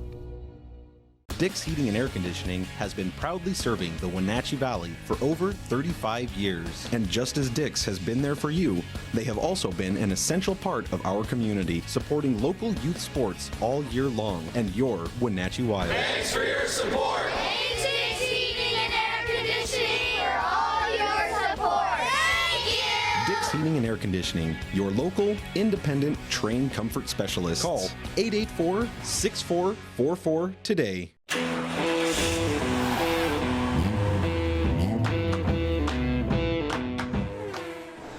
All right, we are back here at Wenatchee Valley Super Oval as we are about to wrap things up on an exciting nice night of racing here on the NCWLIFE channel. And Greg, it was great being with you, and fantastic job. Thank you. Thank you. It was an absolute pleasure being back here. Can't make it over here next weekend, but whenever the next race is after, I hope to be back here again. Fantastic. Yeah, that's right. We're going to be back right here live on the air on the NCWLIFE channel with more racing from the Wenatchee Valley Super Oval. And want to thank everybody involved, starting at the top with Jeremy Anders and Eric Granstrom, our sports director, putting all this together and making this happen. Thank you so much to both of you guys, and thank you to all our help as well. And that means Uriah Darby back at our main studio at NCWLIFE, also Dan Kuntz, who organizes all of this and gets the cameras in place and all the cords and the wires where they're supposed to be. Also Jessica, Josiah, Maddie, and Malcolm in the live truck. Thank you all so much for your great work tonight. And thanks for being with us here on the NCWLIFE channel tonight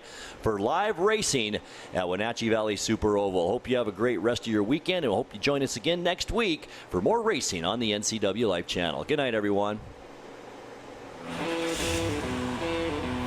Thanks for watching tonight's live coverage of racing at Wenatchee Valley's Super Oval.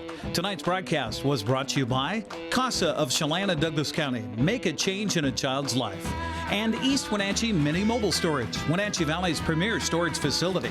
Our coverage was also a presentation of our all sports sponsors: Harvest Valley Pest Control, Dick's Heating and Air Conditioning, Global Car Care, Confluence Health, Les Schwab Tire Center, Biosports Physical Therapy, Impact Auto Sales, Highlander Golf Course and Grill, Town Toyota, Automocha, JDSA Law, Weinstein Beverage Company, and Alignment Pros and Express Lube. This has been a special presentation of NCWLIFE Channel Sports. Thanks for watching.